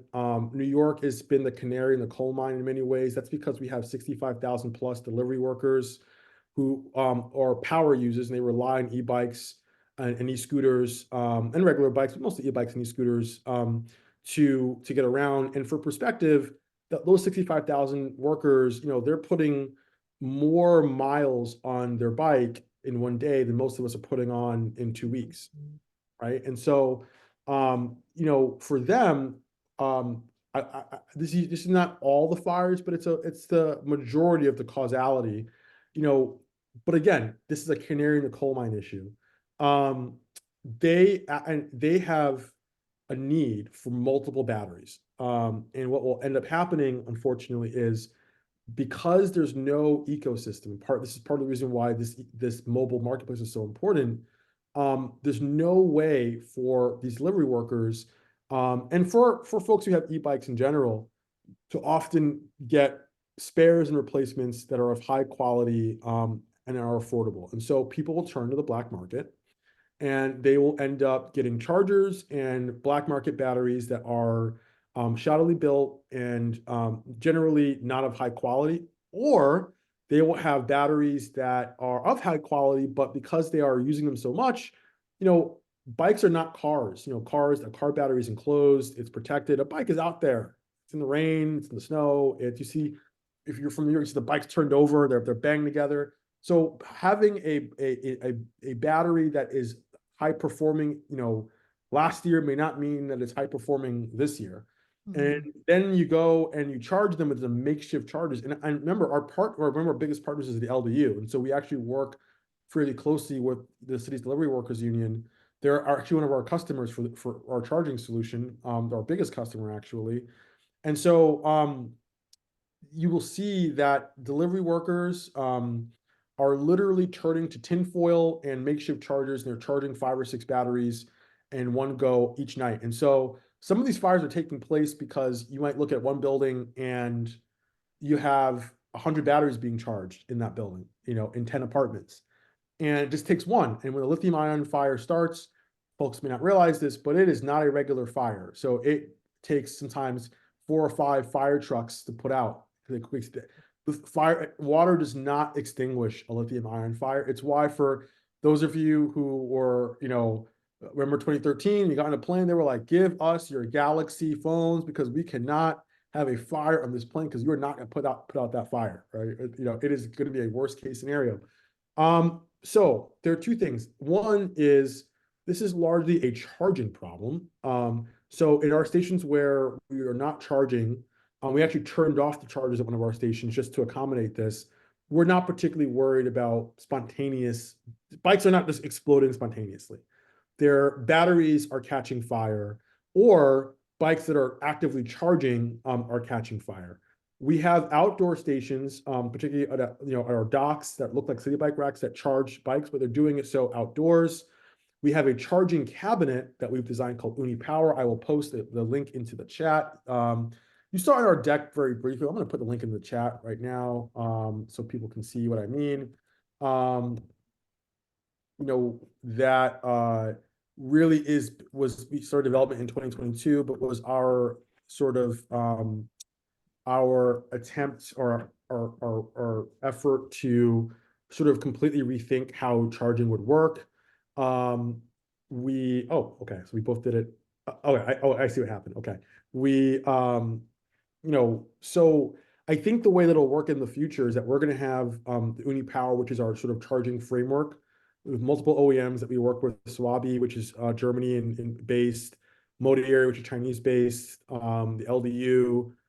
This is more of a platform. We're going to have this integrated as a standalone in buildings across communities, but also in our network, just so it's a parking and charging network, but we're going to do it safely and conveniently. And so I guess the answer to the question is e-bikes are safe, but the charging component has to be convenient and safe, and it has been shoddily. We're working with, here in New York, we're working with the city, the FDNY, the LDU, which is sort of represents the city's biggest power users of e-bikes, to implement a safe and convenient charging solution. And we're also working with some of the world's top OEMs to source the hardware necessary for those solutions. I think this is indicative broadly of how we look at the role of infrastructure, and how we look at the synergy between design and policy and software. All of our solutions, I say this humbly, but all of our solutions are well thought out. They have a focus on being broadly efficacious, and providing value to the community and providing value to the customer. And so we've been developing Oonee Power since 2022. It's something that if you read the blog post, that I think is very well thought out. And we have taken the time with our partners and our stakeholders to really be cognizant of what is the root cause of this issue and how do we address this root cause in a manner that actually is going to be efficacious, not just is going to like make a quick buck. I'm an old-fashioned capitalist. I believe that you do well when you solve real problems.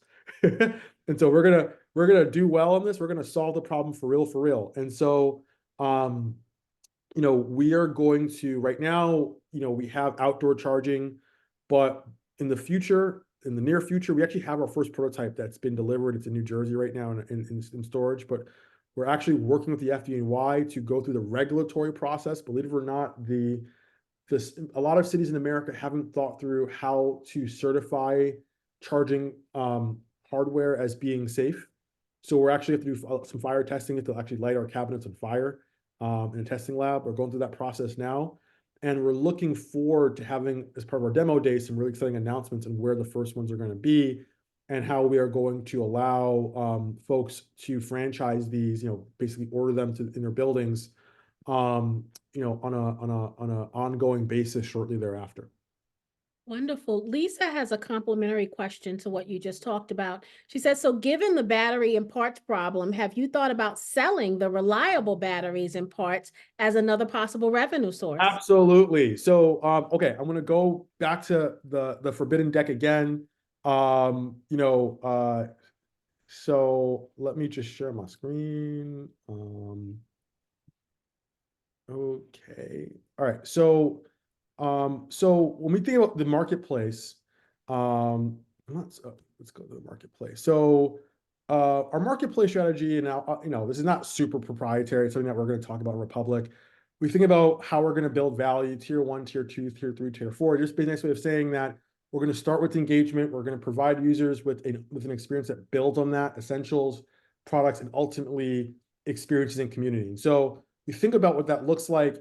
Charging, of course, is part of our initial engagement strategy. But when we think about what that looks like, getting to know your bike building what we call bike ID, a way, like right now, if you have a bike, you can't even prove it's yours half the time. So really thinking about all the ways we can add value to you as a user. But part of this is thinking about, you can see in tier 2 what we call essentials, literally thinking about once you have an e-bike, replacing the batteries, knowing what kind of bike you have, right? And again, through bike ID, understanding everything we can see about your bike, right? Building a bike profile and using that data to source you not only easy maintenance, not only really easily accessible emergency service, but also customized, vetted, safe batteries.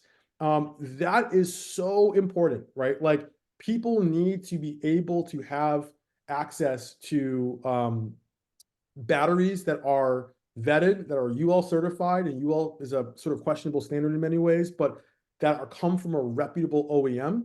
And what we can do as part of this system, we already have you engaged as a user because you're using us for parking and charging, but now we get to know your bike. And because, so when you sign up for Oonee, part of what you have to do is to qualify for the insurance I just mentioned, where we provide insurance to bikes that are parked inside, you create a profile. We get to know your bike. We get to, for insurance purposes. We're going to leverage that to deliver you a personalized experience. So we will know what kind of bike you have. We will, know your riding habits, and we're going to use a little bit of AI to figure out, okay, look, how do we connect you with batteries that are safe and vetted? And you can see in the bike ID, you can see here, we actually want to have that battery health indicator displayed. We'll know what that is through the charging, when you charge it in our system and just through this data, how long it's been active. And we're going to prompt you when it's time to replace it. And so it's very much a part of the system that we want to build. It's something that has been repeatedly and routinely expressed to us as a need for delivery workers, but also for power users.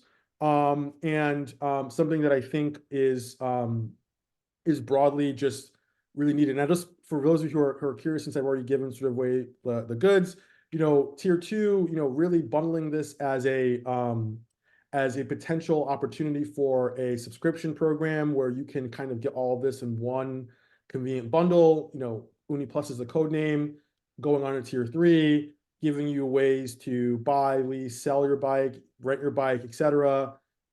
Tier 4, community, really leveraging the ecosystem to provide experiences to folks. There's a massive community here, folks who use micromobility to get around, using that data, that personalized information that we have to build an experience that of third-party opportunities that we can take a commission on. And then lastly, of course, when you're traveling, I mentioned all this earlier, but now you can see what sort of the screenshots look like when you're traveling, excuse me, being able to provide you goods and services that are part of being able to link you to how to be on the move, even though you're in a different city, you need to take your bike with you. And so that kind of, for those of you who are curious, rounds out what our vision of the mobile app experience will look like. But battery replacement is very much part of that. Thank you for sharing that. Final question, Ms. Patrice says, tell us about the manufacturing, time and location. You talked about the maintenance of the pods already, but then she also wants to know about any patents that you may have. Okay. Okay. Great question. Thank you. So we have a global supply chain. We are not an OEM, and so we don't have any interest in being a shop, having our own shop. We have partnerships with 3 OEMs. One is not announced, but I can share it with you. It's Cycle Hoop. They are the manufacturer of London's iconic bike hanger. We work with Altunova. They're a France-based manufacturer. They make the Oonee Mini. We work with Bikekeep. They are an Estonian-based manufacturer. They make the Oonee Dock. And then we have our own shops, which make the Pod and Oonee Light. Again, they're not our shops, but we contract with them, and we design those on a proprietary basis. And so the supply chain, I think as part of this raise, what we hope to be able to do is to grow that supply chain. Right now, it's very European and Canadian based. We don't actually manufacture in America. That's going to change soon. But we're going to be, the Buy America requirements and Build America requirements are going to be manufacturing in probably Detroit, Minneapolis, or Tulsa. But we are probably also going to be having working with shops in Mexico and China. And you see a lot of a lot of, there's a reason why people build in China. When you see how expensive it is to build in New York, we built our first pods in New York City. Like it was very expensive. For perspective, just FYI, our first generation of facilities were, cost about 85,000 all in, and didn't have glass, but not high tech at all. Our next gen facilities cost about $110,000, and we're literally like 5 times as advanced. We make the next gen in Canada. So depending, it really the lead time, the build process, the procurement process depends on the form factor.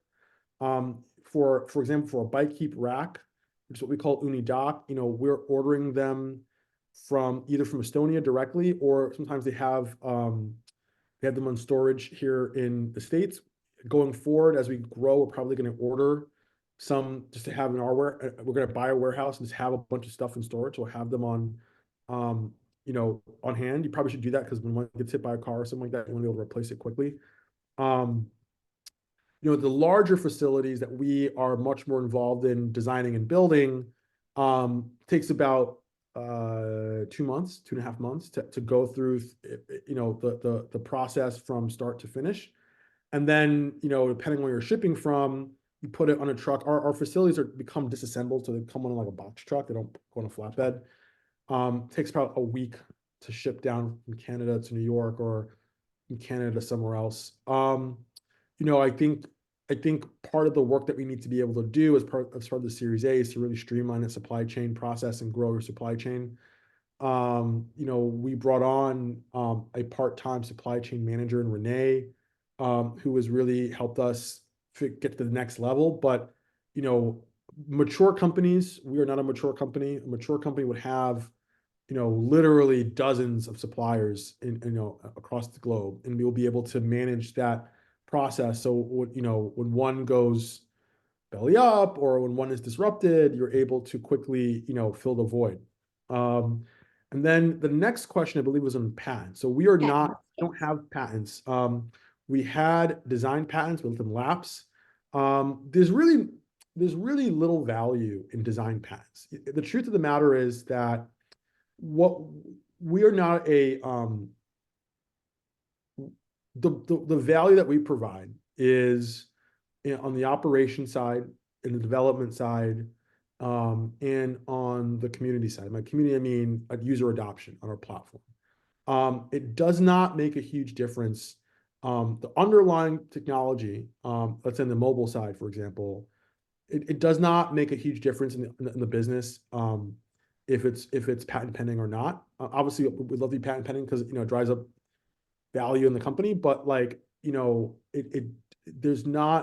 not creating any new technology there on the software side. There's nothing new that we're not creating AI. There's no point in my pitch where I say, we're going to invent this thing.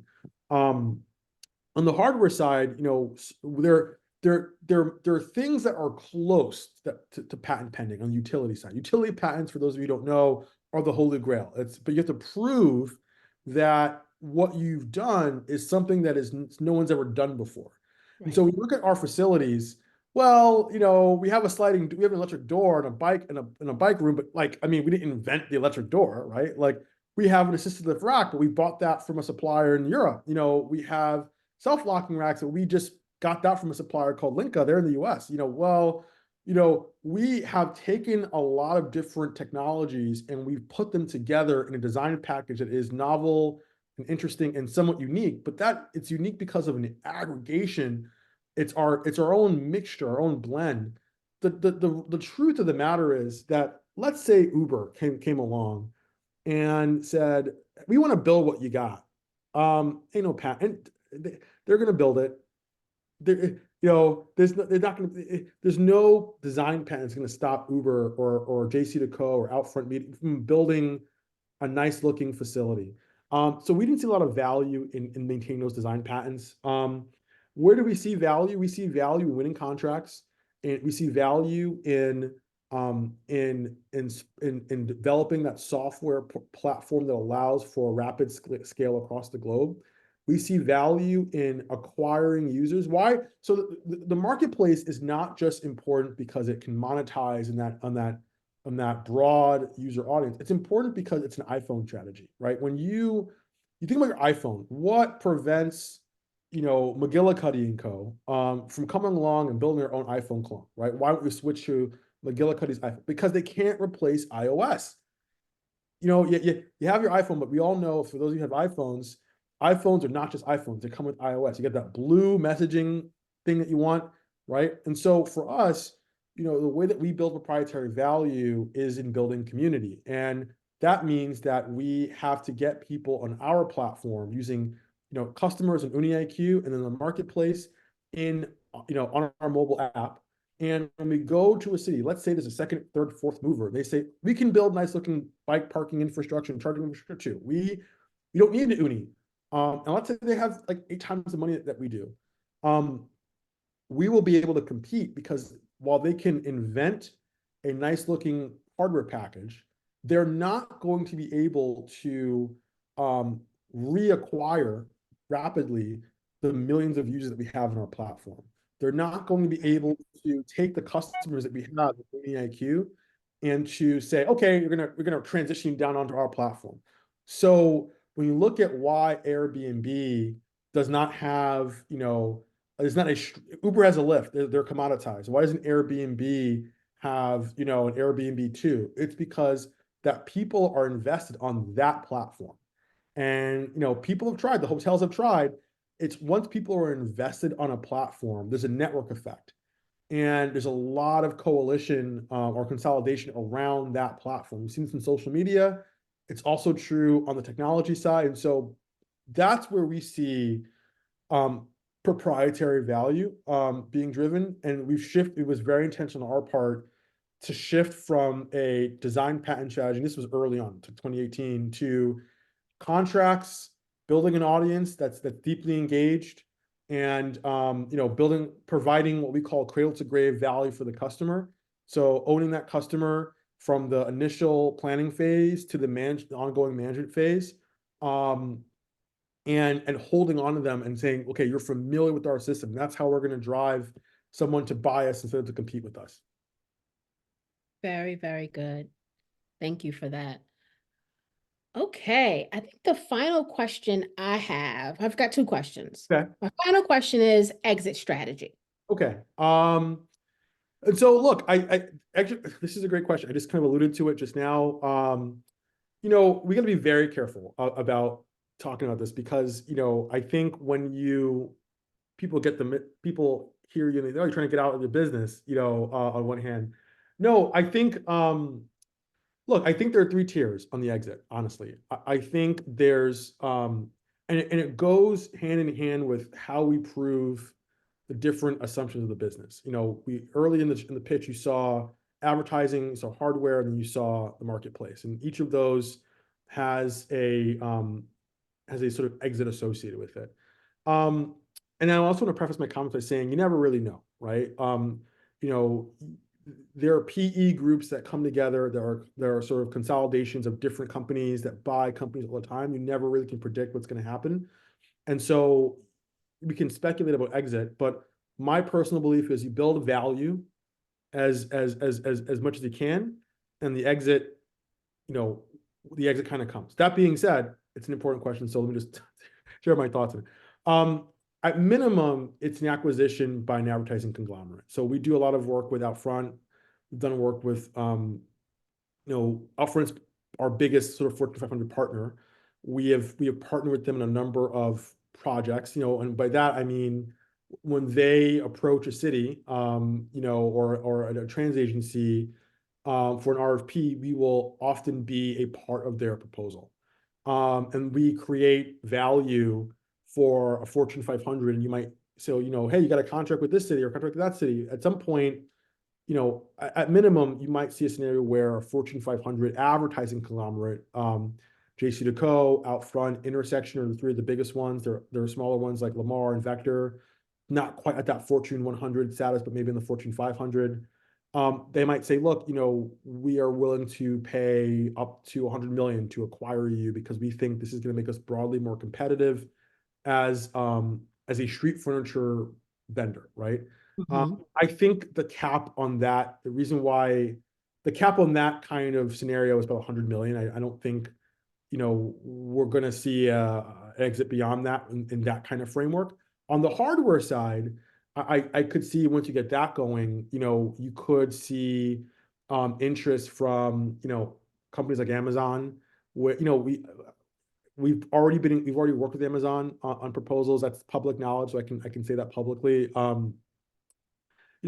think there are a lot of companies in the delivery side, on logistics side, UPS, that really see, for example, Amazon and this is other what we call DSPs, delivery service providers, that UPS is one, FedEx is one. There are a bunch of them that actually work a contract with UPS, FedEx, and Amazon, that are really interested in figuring out how to actually add infrastructure like Oonee, pair that with, sort of storage hubs, bike parking, have it on Mhm. public space, because they want to stop having trucks deliver to cities. They Right. want to instead have a truck delivered to you, what was basically a post office on the street, use people who have bikes to take the package to the last mile, right? Because companies are wasting so much time stuck in traffic. And when you're stuck in traffic, you got to pay that driver, you got to Right. pay that fuel. They don't like that, right? And so we've actually seen a lot of interest in the technology from that lateral. I think so. I think there are a lot of possibilities there on the hardware side, on the advertising side, because what we've developed is broadly applicable to actually a few adjacent industries, not just secure bike parking and charging. But I think what's really interesting is the marketplace. In terms of what has the most viral growth potential, I think advertising and hardware are a strong foundation. I think once you get the marketplace going, you're talking about something that is really, really special, right? And I say if because, look, I mean, we haven't done it yet. I'm being very, very honest. But if we get that going, and more accurately, when we get that going, um, in my humble opinion, you're going IPO. I'm not shy for, I can't apologize for being ambitious. We are an ambitious bunch. We're in it because we want to win. If we get that going, after you get to 200, $300 million in value or in revenue, your chances of acquisition start to come down a bit because you're too expensive for a company to afford, right? So at that point, you're thinking, okay, we are going to you're going to go to an IPO kind of framework, right? And so, in my humble opinion, once we get the app going, once we're able to show that we can transition users from just locking and unlocking and charging and not charging to purchasing, and having this be a companion app for micromobility, we want to go all the way. Very, very good. I love that. And then my last question is, why was it important for you to come to the 10K project today? That's a great question. And, my honest answer is, so the honest truth is, look, almost none of our legacy investors are Black. And it's been a real disappointment to me because I'm picking my words very carefully. A, a, a lot of the folks in my network, I'm friends with a lot of Black founders, it's been a struggle for us to get a lot of buy-in from Black VCs. The only Black venture capitalist, I mentioned this to you in private, that was really nice to us was Arlen. And she was so nice to us. Arlen's the real deal, like with her time. I mean, she didn't invest because we weren't ready for her yet. And I say that, I mean, I didn't follow up. We weren't ready for her yet. But she gave us advice and she gave us, great feedback, and she made her time available. And someone like Arlen, time is money. And so, but we have just really, I think, from the institutional side, just not been overly successful at attracting capital from Black funds. And, I think that's, I don't want to put that, a part of, I'm not blaming anybody. I just think that it's really interesting to me as a founder to speak to folks who share and understand, a bit of the journey that I'm taking on. And I would love to have more of our cap table, I just have more melanin in our cap table. And what I will say is that, I feel that part of what we have to understand about empowering Black entrepreneurs, and for those of you who don't know, I think it's like 2% of all Black, VC funding goes to Black founders. And when I started the journey, I actually will share with you. Well, it's in my Medium blog. I'll share it with. I'll share what I've written about the journey, but you know, um, I've written about this, but in the journey early on for me, there were I shared it with I think I've shared it with the panelists. So let me just figure out. But maybe We'll move it. We'll do it. I wrote this in 2019. So this is actually really early on in the journey. What I'm hoping to encounter more often is I've seen a reluctance from the institutional Black capital on this, and we've seen this conversation about how we can invest more in Black founders and Black women in particular. But there's been not there's not been a realization that to invest in Black founders, we need to invest and accept Black ideas. And what does that mean? For me, it means like, for me I grew up in New York City. I actually don't have a car. My mom didn't have a car. I grew up in a working class environment, and I had my bike stolen a bunch. I didn't have a garage. I didn't have a bike room. For me, that was it's a problem that many of my, my white counterparts, I was schooling in some white spaces, just didn't encounter. And so my entrepreneurial vision was solving a problem that was personal to me. One of my best friends is a founder called what's company called Dollar Ride, which Sue is one of my really good friends and is an investor in Republic as well, in Oonee. And I've told him that, like, Dollar Ride is he's Nigerian, he's from Brooklyn as well.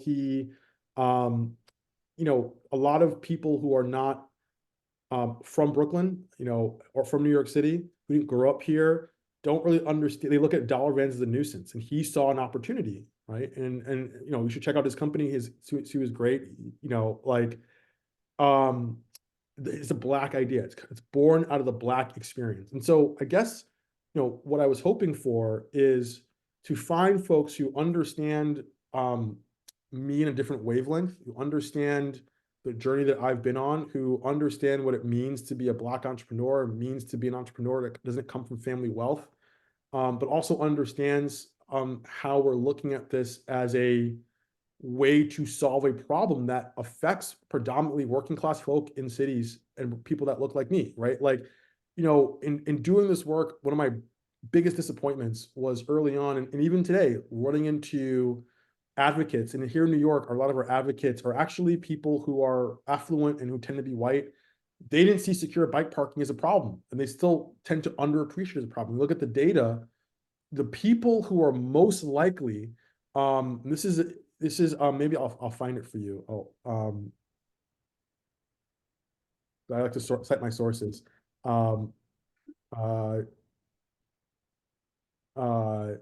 uh, sorry. Equity.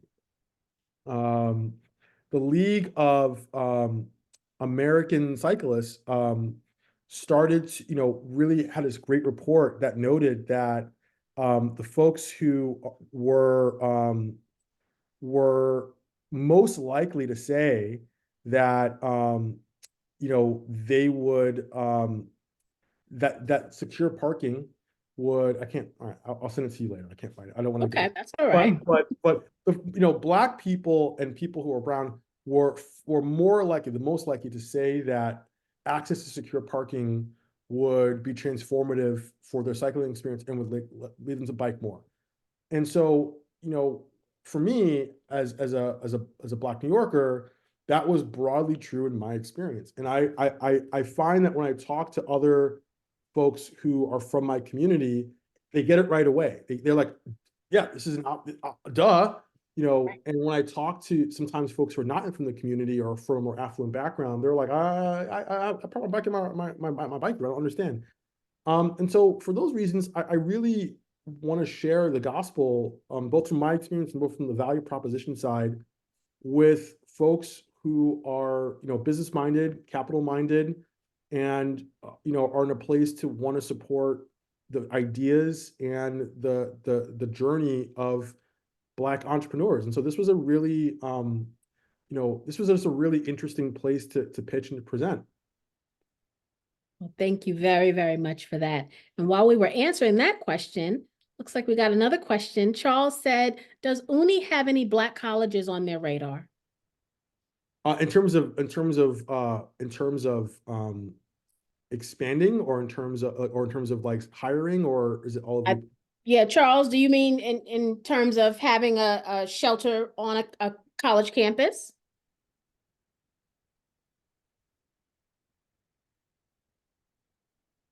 You can answer in the chat. Oh, he said yes.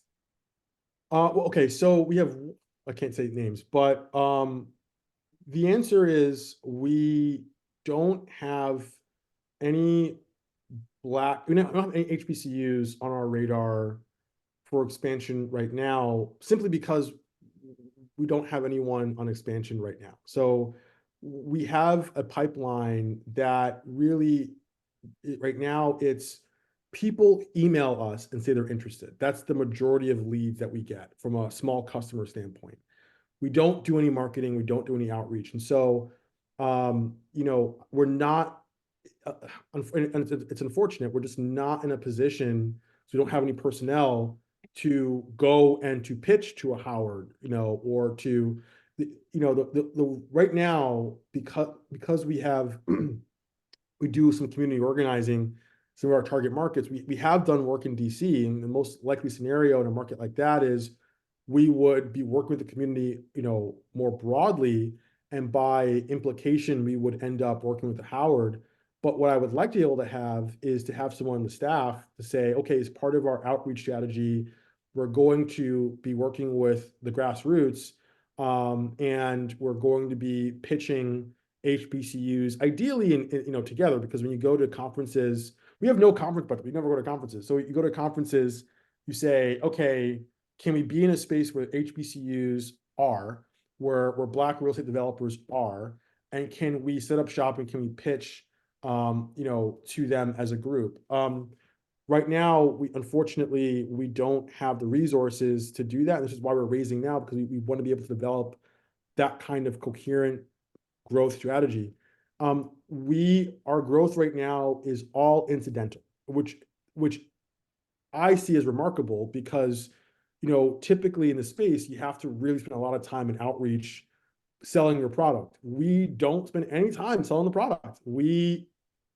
All of the opportunities, for the most part, for smaller and medium-sized customers, come to us. For big city customers, we have been working with most of our customers for a couple of years now. We started in 2020, identifying about 15 markets that we thought were really interesting, and working with them directly.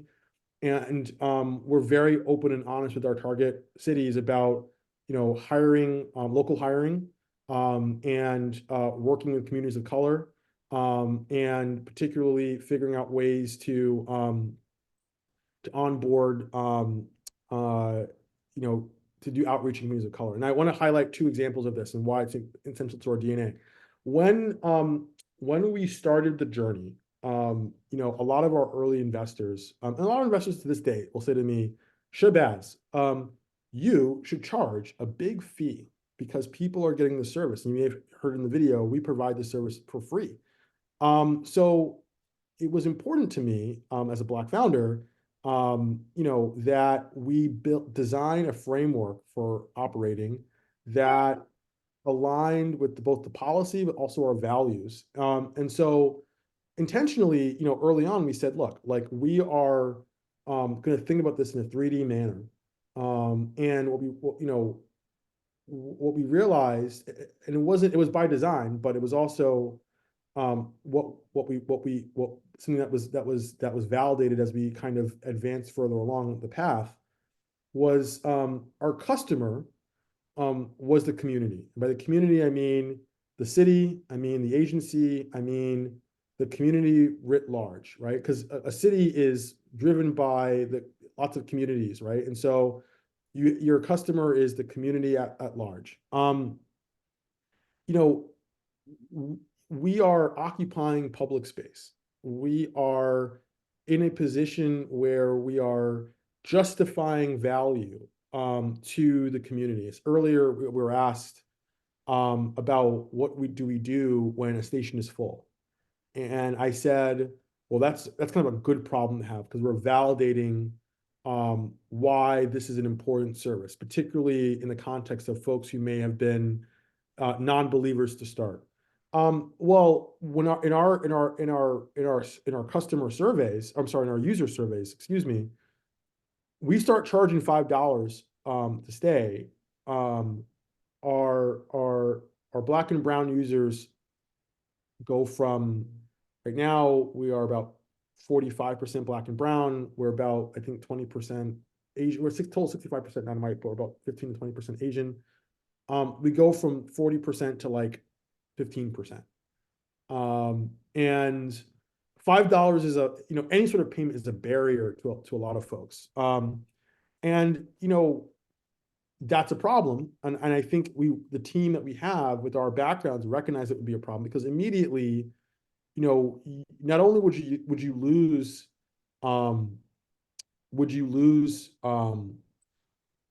moral authority, but you also, from a business standpoint, lose traffic, and you would expose yourself, to being, and someone called us this once, they very quickly backtrack because they got educated in what we do and who we are, as a gentrification box, and so by design, we've kept that in our DNA that we don't charge users a fee to use the system. I think we will eventually charge users once they're past a certain period of time, like say, past 70 hours or something like that, we'll charge you 5 cents an hour. But keeping that framework is something that was very near and dear to me, and I will be honest with you, it wasn't initially very popular with our shareholders, who's kind of said, you should charge something, you should show revenue. And we very deliberately architected a business model where that was not, user fees were just not an interesting revenue stream.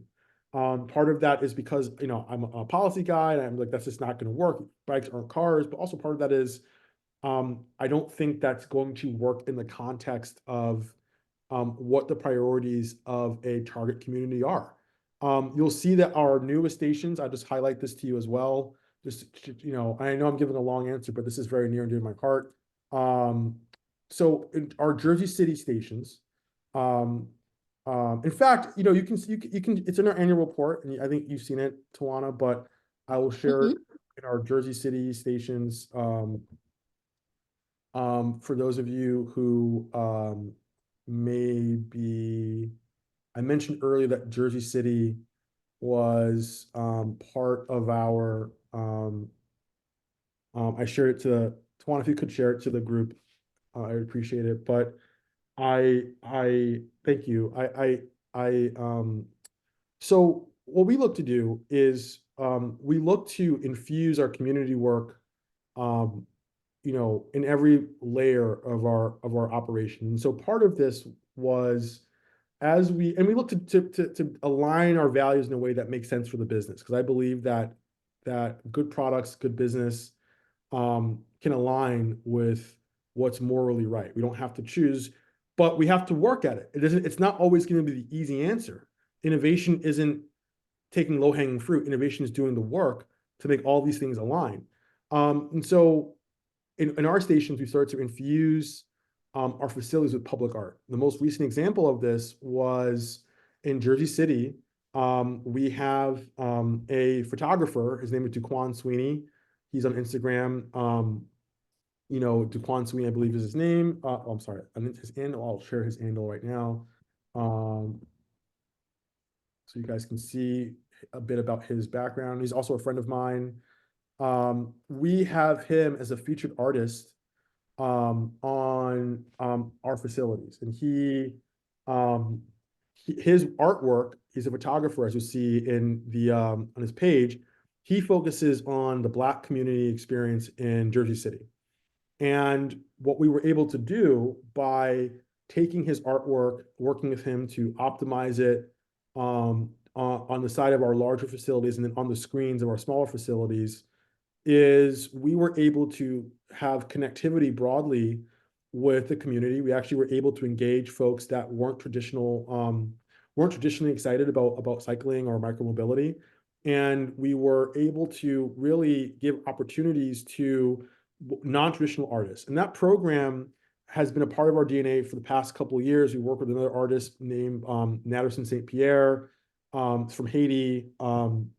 He did the public artwork for our Hudson Square, our Midtown stations. And then we work with another artist by the name of JP, short for Joshua Pierre, who did some of the artwork for our earlier facilities. And lastly, we work with partners such as the Hope Foundation. We've hired for ops team and hopefully for more advanced positions, folks who are formerly incarcerated, often who in the context of New York City tend to be Black and brown.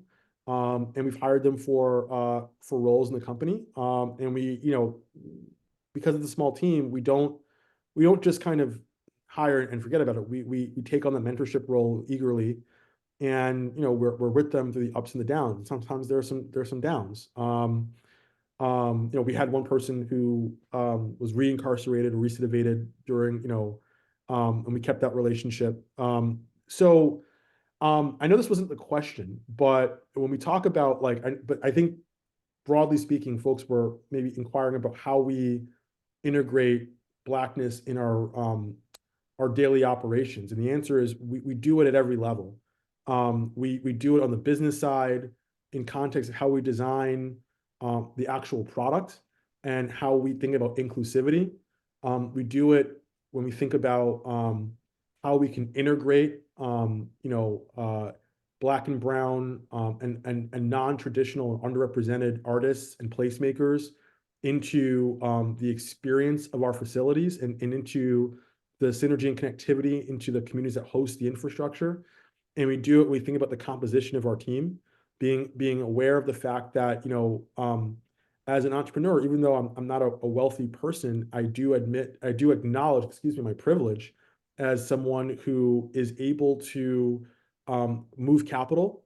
And we look for ways and avenues to be able to affect change in that manner as well. And really, and again, we're looking for other ways that we can do this too. We want to hire vendors who are non-traditional.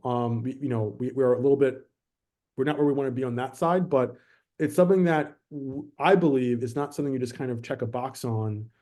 You've got to do the work of thinking through how you can be a catalyst for change in a multi-dynamic fashion. And really, depending on who you hire. So I saw someone in the chat was like, I can help you with HR. We are super interested in that because I'm a big believer in, your first 10 employees are your next 1,000 employees. Because, a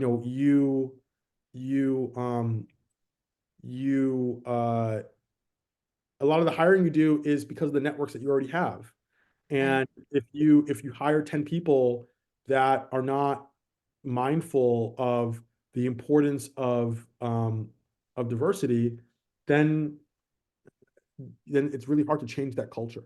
We had an example of this is Google, where famously they, and I don't mean to go on a tangent, but famously they got National Falafel Day, but they missed Juneteenth. And there was an artist who went viral with his, maybe some of you seen it, the chains. This was in 2020. He did a Google Doodle because Google missed Juneteenth, because there weren't Black voices in the room. So I'm a believer in diversity as not just as an ends onto itself, but as a means. If we're going to build a product that works in communities. And by the way, most cities in America are majority Black and brown. So our product needs to be on that wavelength. We need to have that as part of our DNA. It's something that is not just nice to have, it's strategically critical. We have to, on an ongoing basis, think through how we're going to leverage, not just Blackness, but non-traditional, minority voices at every level of our company, and not just, in operations, but on the senior level, in the decision-making level as well. And so I just say all that to say that it's something that is strategically essential to how we do business, and that's by design. And we've thought through it, we're thinking through it, and we're not necessarily where we want to be at every facet, but it's something that is a top priority for us. Very, very good. Thank you so very much, Shabazz. This is the time where we do our call to action, right? And our closing statements, and I'll start and I'll let you bring us home. I think what we heard here tonight, first of all, wonderful presentation, but also we've heard so many areas of opportunity within the organization that if there was more capital, particularly to hire more resources, right? So much more can be accomplished. You already have over $1 million in recurring revenue. I keep thinking, if he had more hands on deck, what a force this company will continue to be, right? But I mean, to even just excel beyond what you're doing now, just with a few more hands on deck. And so I would say to the community, I can't tell you what to invest in, right? I'm not a broker. But our job is to bring you great deal flow. I believe we did that this evening. It's up to you now to do your due diligence and to determine if this company fits in your portfolio.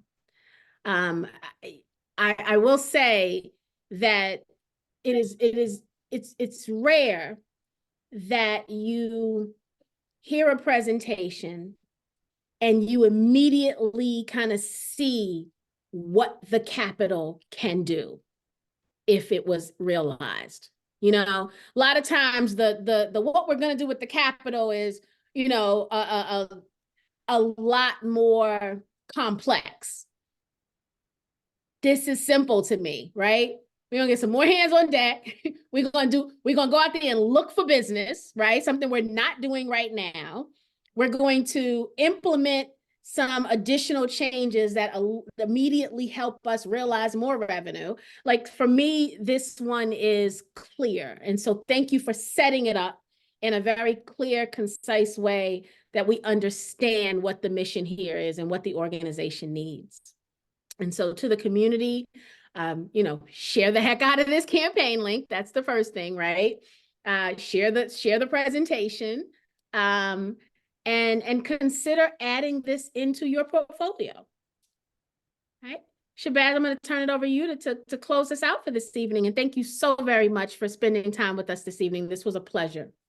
First of all, thank you. And for those of you who don't know, Tawana reached out to me, and I was initially not super responsive because I think we were overwhelmed a little bit at the time. It was going through. That was when my mom had a stroke. I think I missed your first outreach, and Tawana, you were persistent, and I just want to say, just give you a shout out and just say how much I respect the work that you've done, and I'm grateful for the opportunity to learn about the project. So just want to acknowledge the energy and the time and the work that you've put into this, and just say how grateful I am to have the opportunity to share what we're working on with you. Look, I should like to think that we have all the tools that we need in terms of vision, in terms of credibility, in terms of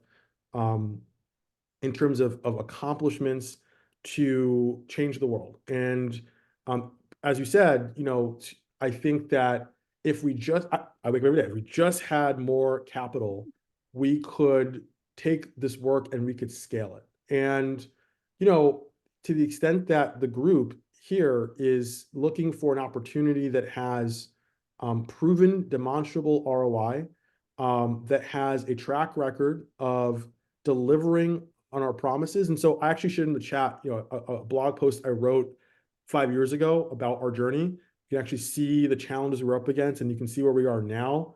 We have a track record of under promising and over delivering.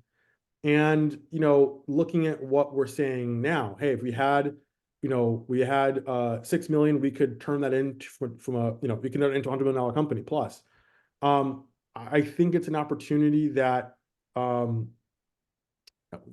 can change the world. I really do. And I'm obviously biased, but I really do believe that, with every fiber of my being. And I wouldn't be here if I didn't. But I also want to say to the group that, live or die, Oonee or not, I just want to acknowledge that, I'm just grateful for the time and energy. I'm grateful for the work that you do in listening to pitches from Black founders. It is, just reflecting on my own journey for a second.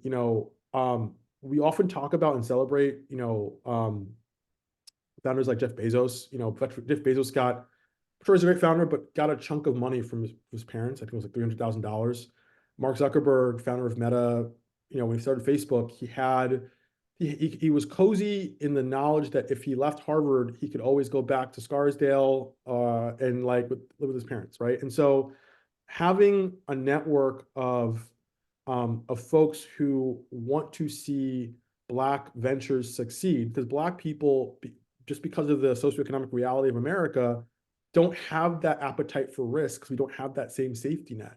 In fact, we often have the opposite dynamic. We're often like, oh my God, and I'm lucky because, I went to a good school. I have the ability to operate. I don't have kids to take care of. I don't have a family to take care of.